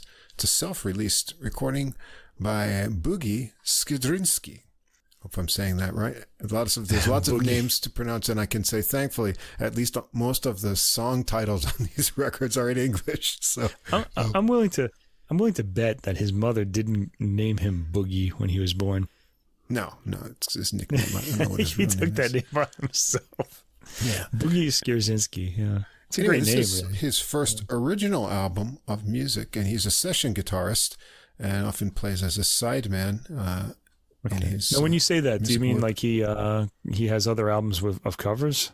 Well, I'm not sure. It's the only one that's I found on the streaming there, so maybe only available in Poland. But this is all of his content, mostly here. There's a couple covers here, but his original compositions and a lot of diversity in sound here. Also, there's a couple solo guitar pieces. And it's a very kind of contemporary jazz approach and concept I think you can hear on here. And also, this will be really interesting to guitar players because I think he has an interesting style and approach with both his solo lines and the way he plays chords and things. And so all the compositions here, except for Body and Soul, the old standard Johnny Green, are his compositions. So we've got Boogie Skiedrzyński on guitar, Grzegorz Piasecki, bass, and Mateusz Maniak Best on wishes drums. with this list. Yeah. I'll say that again. Mateusz Maniak on drums. There you go. Okay. There we go. And so we're going to start out here with a tune called Sis Melodies. That's S-I-S. gets going with a drum roll, and right away you're going to get a sense of Skiedrzyński's rich tone. It's a very warm-sounding guitar tone that he has. He also uses a noticeable reverb on his sound throughout the recording, but it's tasteful, and he makes it part of his sound and phrasing, and I'll mention more about that as we go along. This tune has an easy 8-beat feel to it, and a pulsing, syncopated interaction between Piasecki's bass and the guitar melody lines. That's another trait through his tunes. The way the bass and guitar integrate is really interesting. Skiedrzyński's solo is flowing and rhythmic. It's full of accents, but he never has a sharp attack on any of the notes here. He plays mostly relaxed lines, but occasional bursts of speedier notes let you know he has chops in reserve. He just tends to focus more on musical phrasing.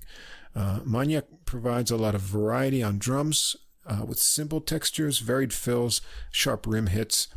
And after the solos, there's a repeat of the melody, and then they vamp out over Piasecki's pulsing bass, bring it down softly with some rhythmic guitar riffs at the end. Track 2 is Monday. This one starts out with a repeated rhythmic C note on the guitar and a slightly ominous bass line that works around it.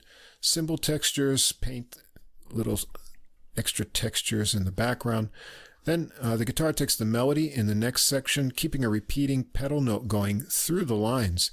The tune starts with an even 4-beat meter, but there's a change up to 3 or 6 beats for interesting rhythmic exchange between the guitar and bass.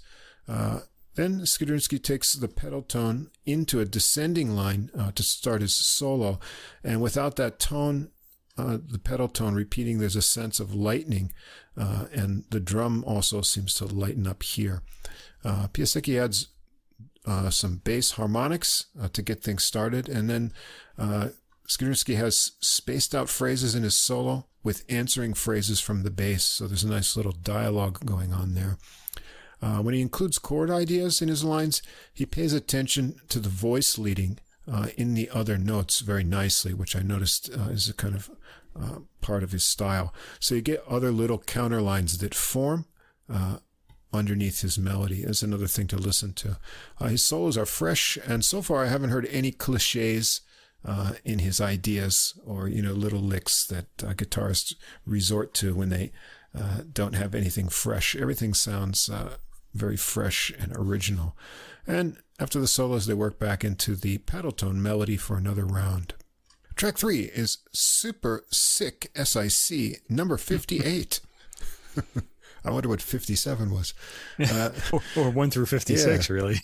This starts with a fat and choppy bass line, drums at a clicky even groove, and Skiedrzyński adds choppy chords and slinky melody lines on top of that. The syncopation really pushes this one along. The drums drop out, and the bass and guitar pulse together for a bit before the click returns, and then Skiedrzyński solos with faster fluid lines over the pulsing bass. I like how he answers his own phrases with chords and lower ideas on the guitar in spots. He also uses the reverb effect in the timing of his phrases really well. It becomes part of his spacing of phrases and answering. Maniak gets a drum solo around bass and guitar synced interjections, and he's a drummer that pays attention to the tones of his drum kit very well as he chooses ideas. They go around the original melody once more to finish it off. Then we're going to get The Body and Soul, Johnny Green jazz standard. This is a short solo rubato rendition. Skiedrzyński spotlights his counterlines, arpeggiated chords, and rhythmic variation very nicely, while keeping everything flowing and lyrical. Just a nice short version of this. Track 5, Fun Show, Funchal. The chord from Body and Soul rings into the start of this song as Piasecki starts a rhythmic bass line. A 7-beat groove starts to form, and the rhythmic and melodic interaction between bass and guitar really make this one happen. Skiedrzyński's solo here is more subtle, with interesting harmonic exploration and more varied articulation, soft ringing chords. Before a return to the melody, he adds some nice satellite sounding sound effects, something like you would hear back in the 60s on guitar. And it's just a nice little touch. Track 6 is Dots and Stars. This one has a lush intro with melody, chords, and bass ideas all on just the guitar. Then the bass joins in with the guitar for a line with light cymbals as the free-flowing melody comes along. It mostly seems to have an 8-beat pulse. Piasecki gets a bass solo with a clear woody tone and good rhythmic phrasing. Nice subtle drum brushing behind him too. And then Skiedrzyński's solo has a lot of pearly sounding notes. They have that little round shape to the tone, and they ring with reverb that matches the sparse atmosphere of the song. Maybe they're more star-like, I don't know, Dots and Stars. Track 7, Ajisai. And we know that word here because it's the Japanese word for hydrangea plant.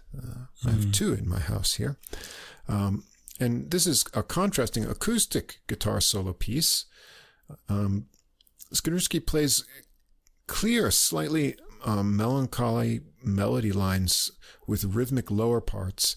And it's interesting to hear here that he uses a much sharper articulation on the high strings, for the melody line, and then the other parts are more of a muted articulation. It's something that makes this contrast even more, other than the acoustic guitar sound. Anyway, it's an interesting, nice, another original piece here. Track 8, Santa Maria. This one's an interesting rhythmic tune that feels like it's in a 10/8 meter. I'm not sure, but you listen to it and count it out. I couldn't tell myself. Skiedrzyński plays the melody line with softer rhythmic figures underneath. There's a contrasting, more syncopated section with fine bass interplay again here. And then Skiedrzyński has another fluid solo on this tune, highlighting accented phrases that seem to surf over the unique rhythms. They work through the melody again, and Maniak does some very nice drumming and snare work underneath at the end. Track 9 is Stolen. It's a softly swinging 8-beat tune with a good pulse from the bass. Here, Skiedrzyński uses a little more sharp articulation at times and some sliding figures in his line, also leaving spaces between his phrases. And I like how he uses reverb for a timed echo effect into the rhythm of his chords. So he's counting on that reverb pulse to be part of the rhythm. It's a nice touch. Piasecki gets a bass solo with some ringing high register ideas as well. And we're going to finish up with the title track, Past Lines. Skiedrzyński starts it with a ringing and pretty repetitive riff. Bass and drums enter, and it builds up in a 6/8 feel. There's a pause, and it builds up again from soft guitar chords and slightly eerie high bass bowing that also then works into a bass solo from Piasecki. He really makes it cry out here, longing phrases, and Skiedrzyński has a really liquid solo in this one with some bursting lines, and he brings it down soft before working back into the riff melody with energizing drum fills from Maniak to close it up. So I thought it's an interesting and enjoyable guitar trio recording. Skiedrzyński's playing is fluid, but with a lot of rhythmic elements to it. He gives you a lot to listen to in additional lines and good chord playing as well. His tone's always rich, and he uses reverb musically. I find his solo ideas to be fresh and inventive. The tunes have different meters and feels with a lot of syncopated surprises in the lines along the way.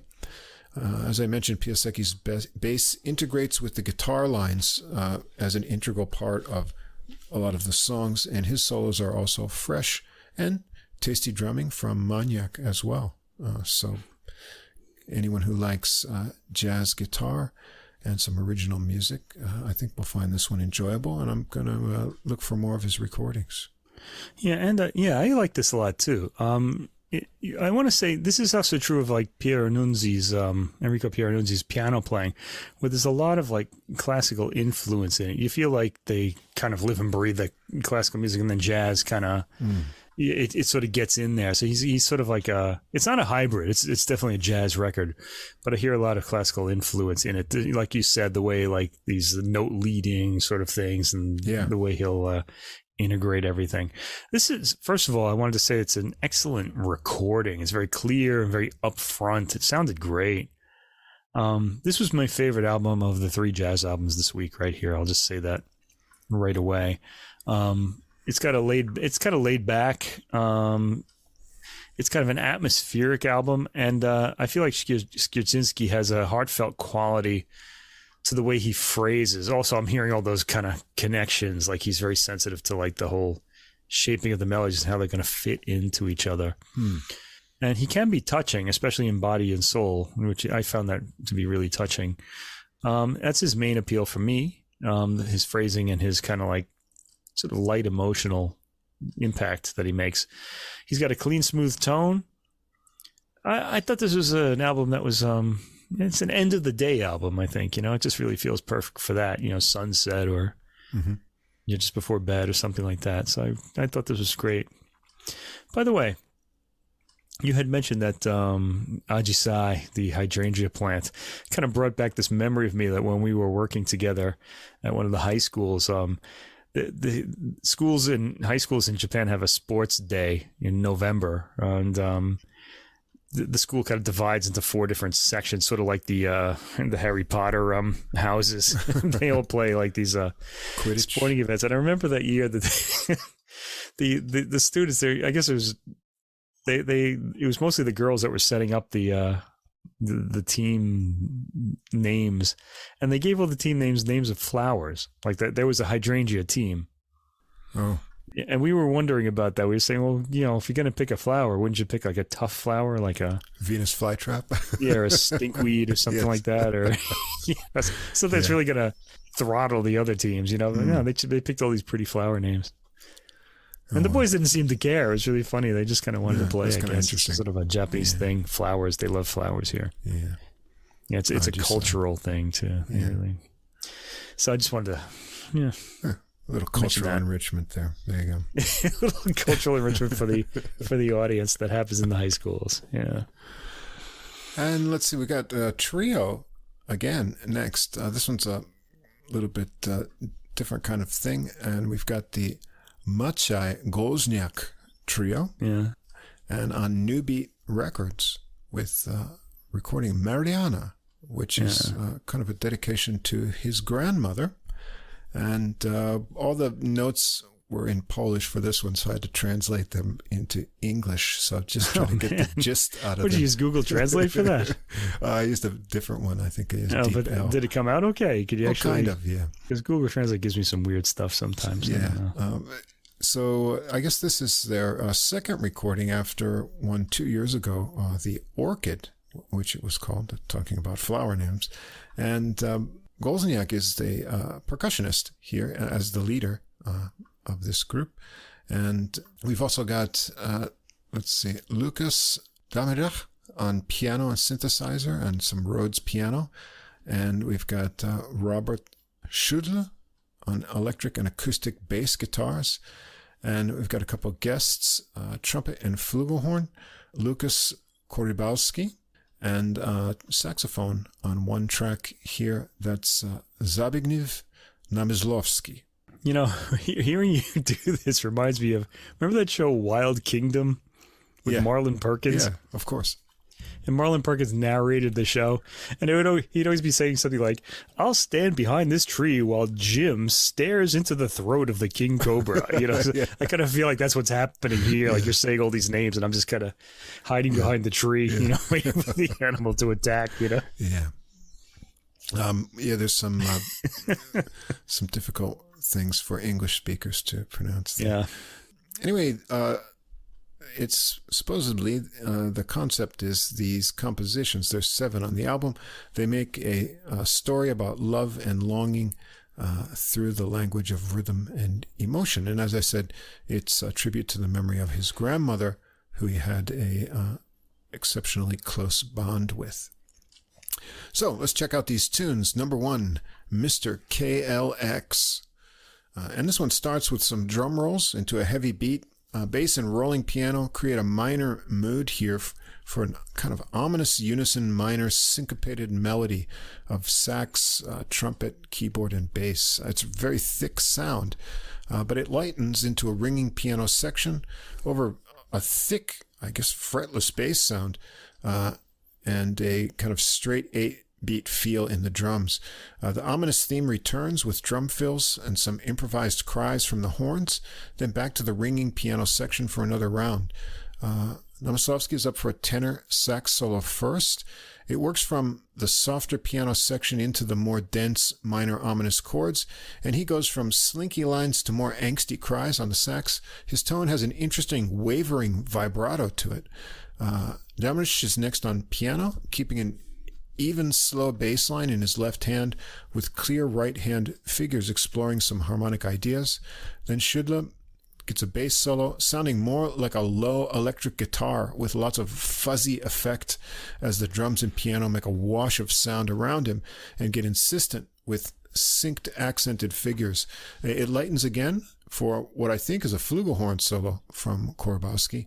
He makes it sparse and atmospheric with lots of reverb on his sound, and then drums kick it back into the opening ominous melody and fill in the phrase gaps that push to the end.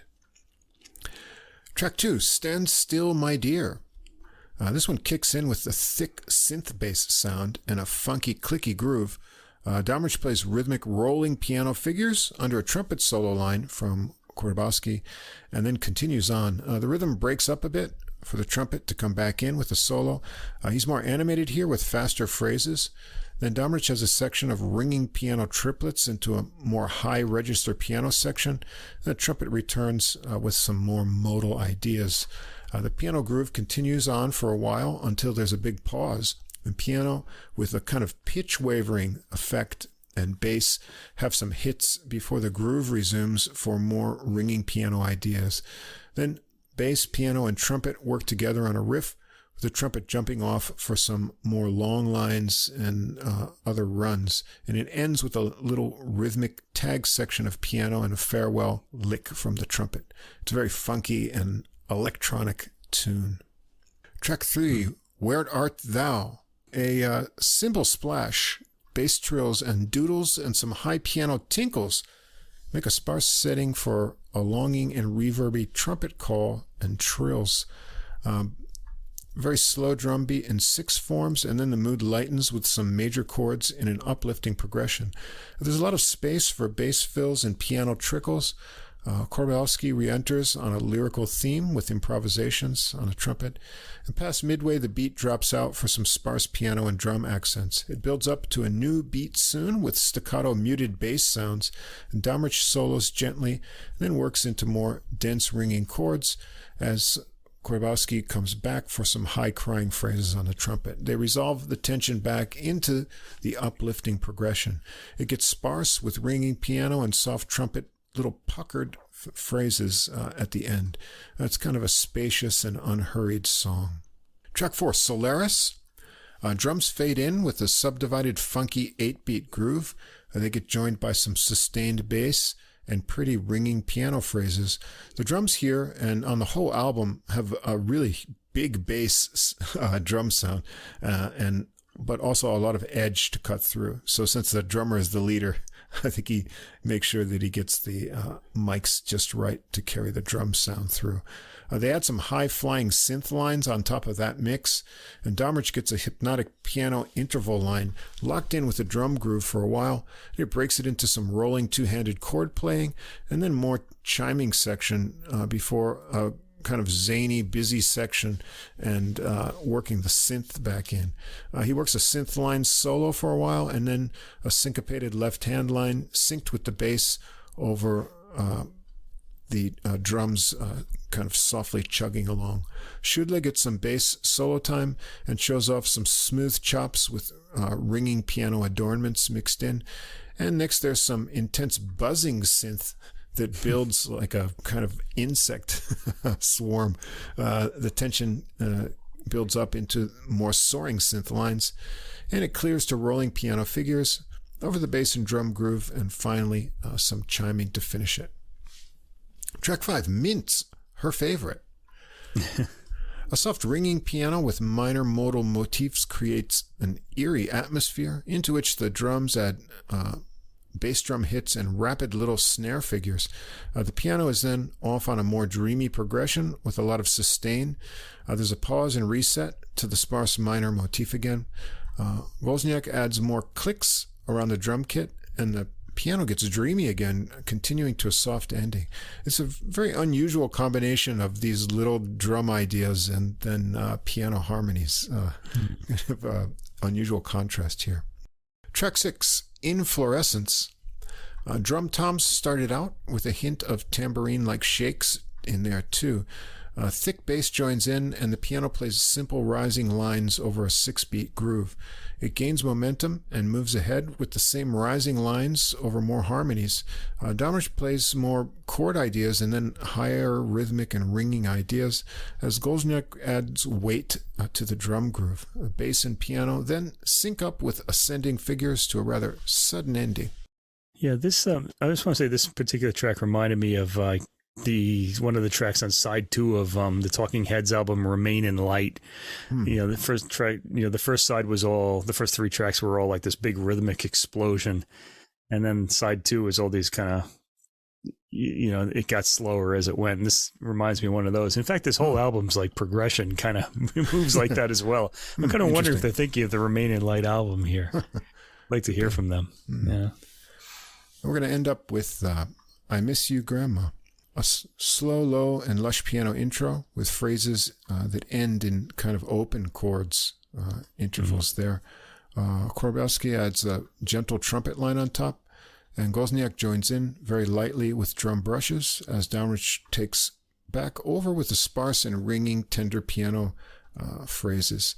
Trumpet returns for more smooth and pretty lines, and Gołyźniak has kicked up things a bit harder on the drums for more of a push to Damrich's next piano section, but then the drums pull back for some final melodic lines from the trumpet, and it ends with a soft ringing piano.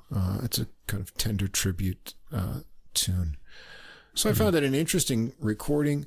The structures are kind of free, and you're never really sure what's coming next. Or is there a new strain, a different solo? So it kind of keeps you wondering with the freshness. Gołyźniak's drums are clear and present in the recording. There's an interesting mix of bass tones in there, from kind of fretless things to that more guitar-like fuzzy one. And Damrich's tasteful piano and zany synth add some variety too. There's a little sax, and then the atmospheric trumpet of Korbelski round out the sound. So it's a fresh and modern kind of take and a little insight into a Polish jazz, probably on the edge of modern things. I first of all, I thought this was really different than a lot of the jazz we've been hearing on this podcast. It was kind of unique. So it also subverted my expectations of Polish jazz as well. I really liked the electric, aggressive quality to the album. There was some really cool, funky grooves that were a bit off kilter. There was a nice sounding ballad in Where Art Thou? It was really interesting at the beginning, and there's some good grooves toward the end as it slows down a bit.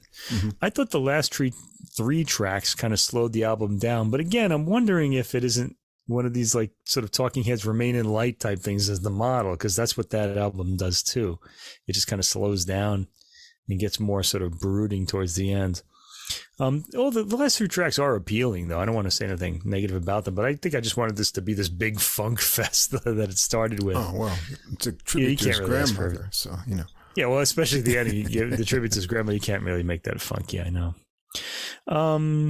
I would have liked a more upbeat ending, though, because he had the tribute to his grandmother at the end, and I was feeling really sad, and then the album ended. Well, this is different from anything I usually choose, because one of the criteria for most of my choosing is I don't pick things that have a lot of electronics on them. Right. One, because I prefer acoustic recordings, and 2, it's just another way for me to focus on things. So I'll usually go for something that's got as much acoustic sounds as possible, and nothing, unless it's a new artist, like a new singer, nothing with like all standards.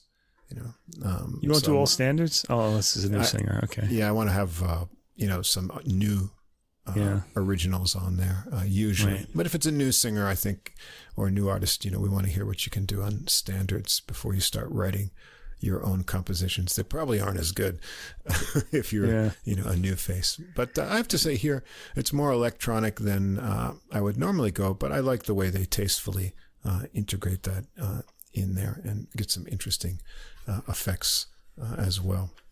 Yeah. So anyway, the jazz guys write back to us a lot, like when we kind of tag them, and I'm really wondering if we could hear from this guy. I want to know what he thinks about my Talking Heads Remain in Light kind of comparison, because I kind of feel like it's there. I don't know. Yeah, we'll find out. See if we find out. All right, and the last recording is Spirit to All, and this is on the Jazz label. That's the name of the label. Got a bass-led quintet here by Wojtek Mazolewski. It says, Spirit to All was created as an answer to our spiritual needs. This is Mazolewski's writing. During my preparations for the recording, I felt simultaneous connection between myself and everything around me. Oh, wow. Yeah, so it's got a little kind of spiritual vibe here. And later on he says, I guess this is, out of the pandemic experience too. Until 2020, we were touring the world, and despite all the travel limitations that followed, we wanted to say, we are here, we are all in it together. So this album is about spiritual needs, limitless and loving understanding, and compassionate development. Well, first, the personnel.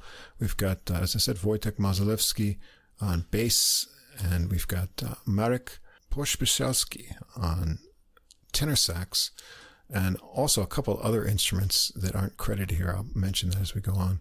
Oskar Turuk, trumpet, Joanna Duda, piano, and Kubia Janicki on drums. But there's a lot of other percussion instruments on here too that the rest of the musicians play, because they're all credited with percussion as well. This one starts out with the title track, Spirit to All. It's a long track, 11.5 minutes. It starts out with a shaker sound, triangle, lots of various other percussion things in there, and rhythmic piano figures that open it up in a rubato swell of sound with distantly recorded voices as well, and bowed bass. Interesting mix. I did like the way the piano was like used as a percussive instrument in the beginning too, like the pounding repeated note. Yeah. Trumpet and sax come in on long lines that contrast to the flowing waves of piano. It's a minor melody and moves in phrases that breathe and swell. There's a pause at about 2.5 minutes, and bowed bass swells a bit until we're left with only trilling piano that works into a single line of notes. Then an ostinato bass brings in a steady 6-beat groove with light drumming. The horns come back with a minor legato melody, and Duda keeps more animated chords and piano fills in contrast. The horn theme continues for another round, and then Pospieszalski is up for a tenor solo, which had been hinted at with a few trailing phrases from the earlier horn sections, like the sax wanted to break out, and now's the chance. He starts it light and trilly, working into some more rhythmic licks over similarly busy piano lines, then gets into long sustained trills, building up tension. Turuk follows on trumpet, starting out with more chromatic and harmonic exploration. The drums have changed up to more busy and clicky ideas, and Duda's piano is syncing busy figures to the drums underneath. Turuk works into some higher rips and flutter tonguing, and then a long, low, bluesy phrase to end up the solo. Things go back to rubato for another run through the legato horn theme, with Duda filling in the gaps with piano figures and chimes over a bowed bass that swells to the end. Track 2. Now we're going to go to a kind of really short tune called Ghost Town, and maybe it's kind of like a little tone poem of walking through a ghost town. It does kind of feel like the theme of ghosts is relevant to the sound this piece makes. A soft drum roll and muted piano tones. I think that's what it is, like someone's got their hand on the strings, because it mentions it's a grand piano here. Bring in breathy horn lines and an eerie, high bowed bass line. It moves very slowly, kind of swelling and ebbing. There are ghostly, stifled trumpet tones and other strikes on the piano strings and other percussion sounds. There's some ringing, like maybe a kalimba and a small xylophone too. I'm not quite sure. It moves along and kind of ends like a walk through a ghost town, actually. It's just an atmospheric little piece. Track 3, The Power of the People. This one's got a heavy and rhythmic low piano chords to a slow drum groove in 4 with long bass notes. The horns enter with a theme, the trumpet on long notes, and the sax moving more busily below. They join in unison on a more pressing line and then split into harmonies. It's a heavy and dense sound. Turuk, the trumpet player, comes out of that with a solo. I like his tone. It's got a bit of edge and the varied articulation with kind of snappy little rhythmic things he does. They're just like ornaments, but they give it a little push. Then Pospieszalski's turn joins in on sax too, and they both work into higher reaching lines.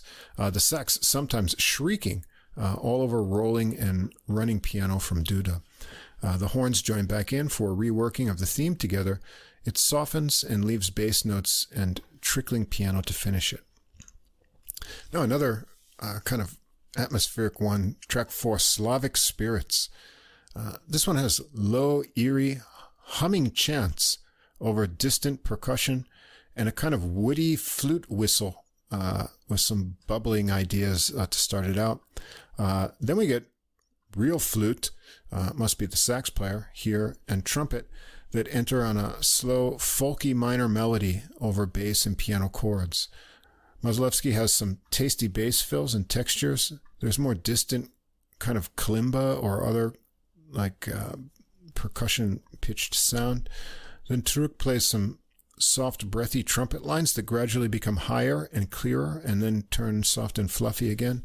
The flute emerges next for a fluttering and flaring solo, and Duda and Mazolewski give it some rhythmic insistence on piano and bass, pushing it back to the trumpet and flute melody.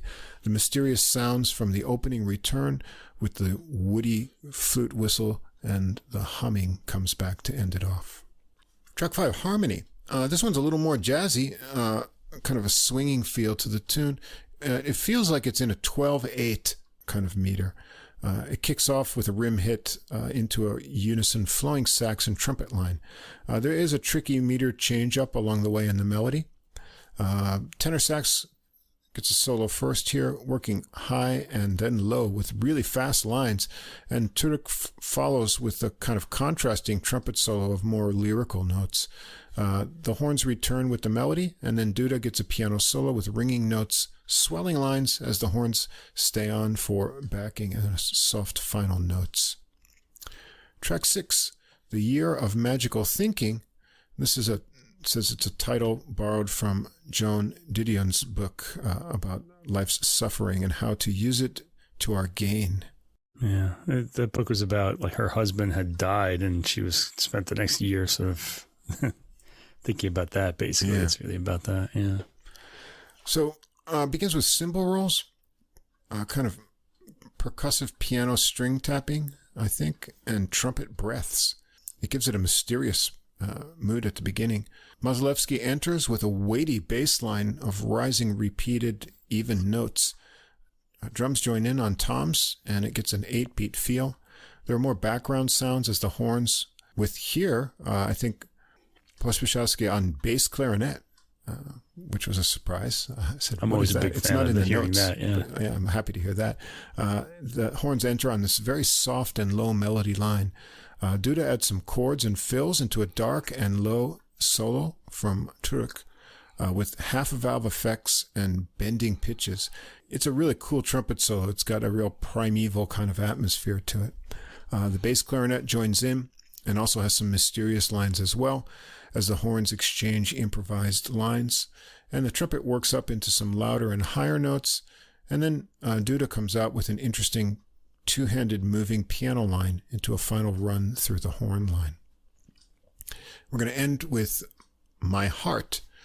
This one has rhythmic percussion tones, maybe kalimba again or something like that to start it. I wrote kalimba. I'm not really sure. I'm not sure. Mazolewski enters with a heavy bass pulse, synced with a bass clarinet kind of puff. This is the feature of this tune, and it's kind of unique. Truk plays a fluffy melody theme delicately on trumpet over the top. It's an unusual pulse with the bass and the clarinet.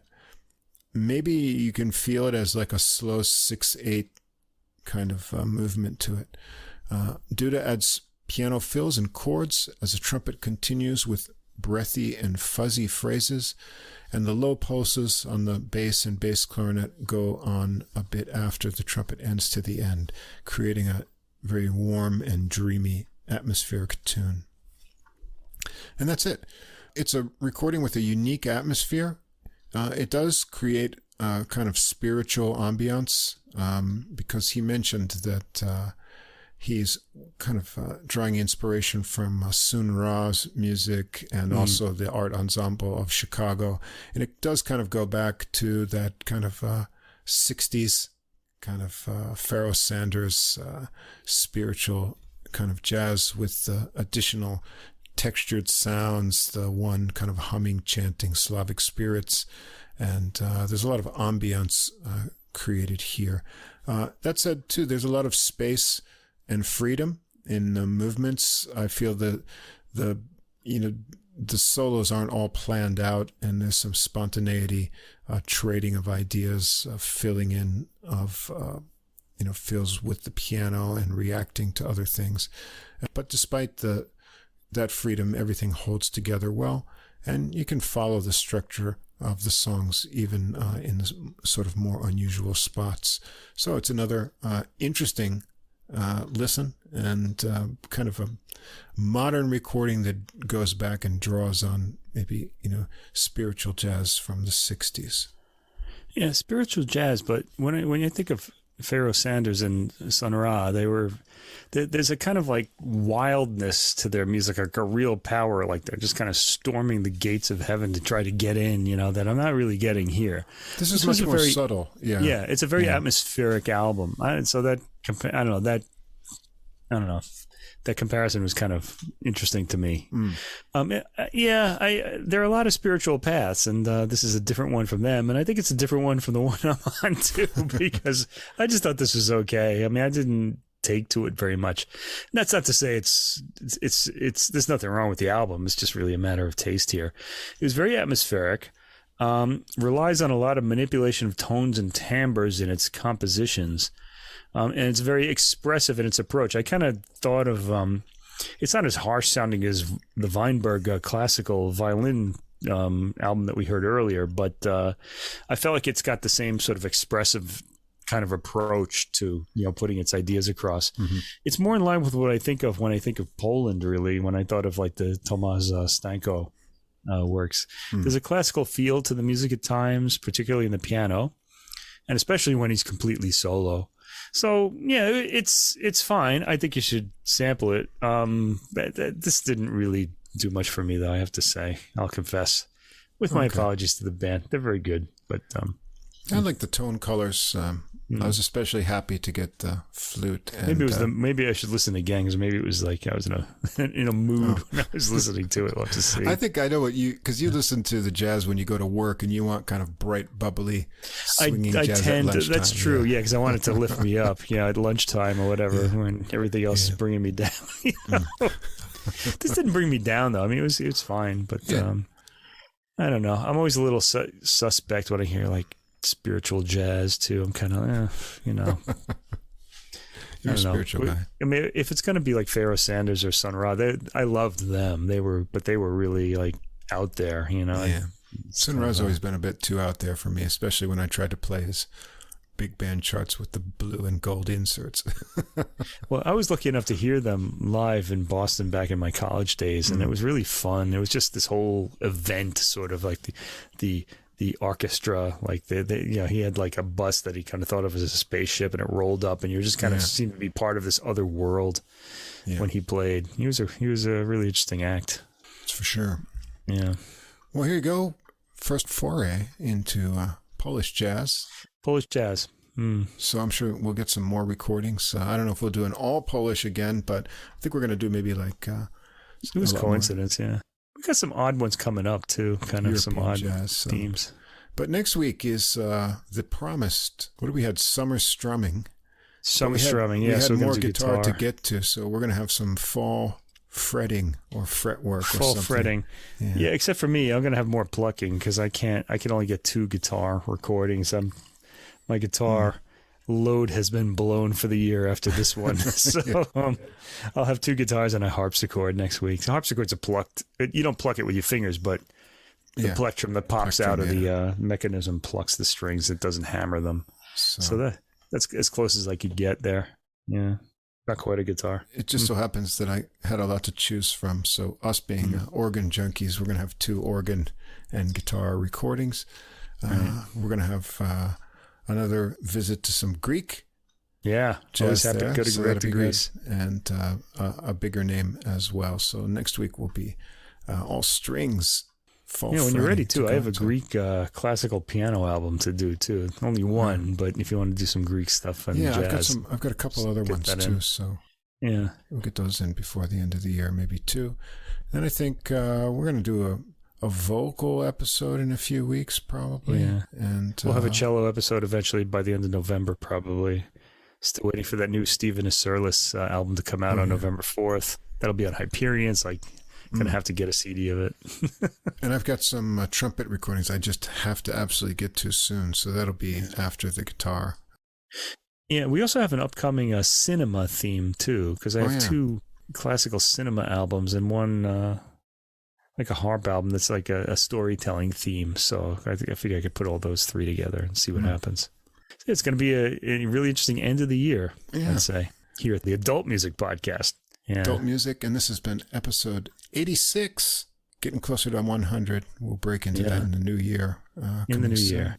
So if you want to find those guitar-centered recordings, be sure to check out the playlist, which will come out after this episode goes up tomorrow. Yeah. Before we end, and this is the end of the podcast, so maybe a lot of people won't hear it, but we got a message from a jazz singer. What was it? Eva Schubert? Was that her name? Eva?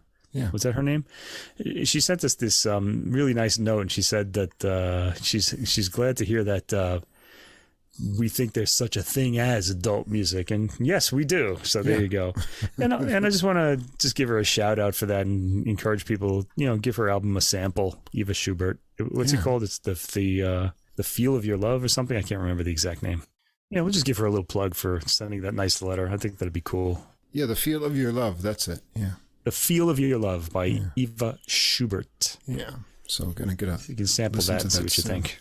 Anyway, thank you, Eva, for the letter. It was really appreciated. It was really thoughtfully worded. You can find the recordings for next week up on Deezer, all in one place. The playlist comes out, and there's also going to be a link to that on Facebook. So if you want to find out what that is, come over to Facebook, and you can get that after the podcast goes up. Thanks again for our glowing logo to Fast Signs of Staten Island.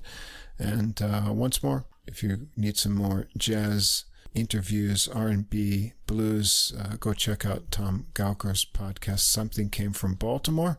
You can get some fresh interviews every week because he puts up a new episode every week. Any final words, Mike? No, I think I'm all set. I'm ready for to go into the other room and start listening to some guitar, some guitar music. The sun never sets on the Adult Music Podcast, and the power never goes off on my stereo. I mean, yeah, I'd bet. Well, keep listening. We'll see you again next week for episode 87.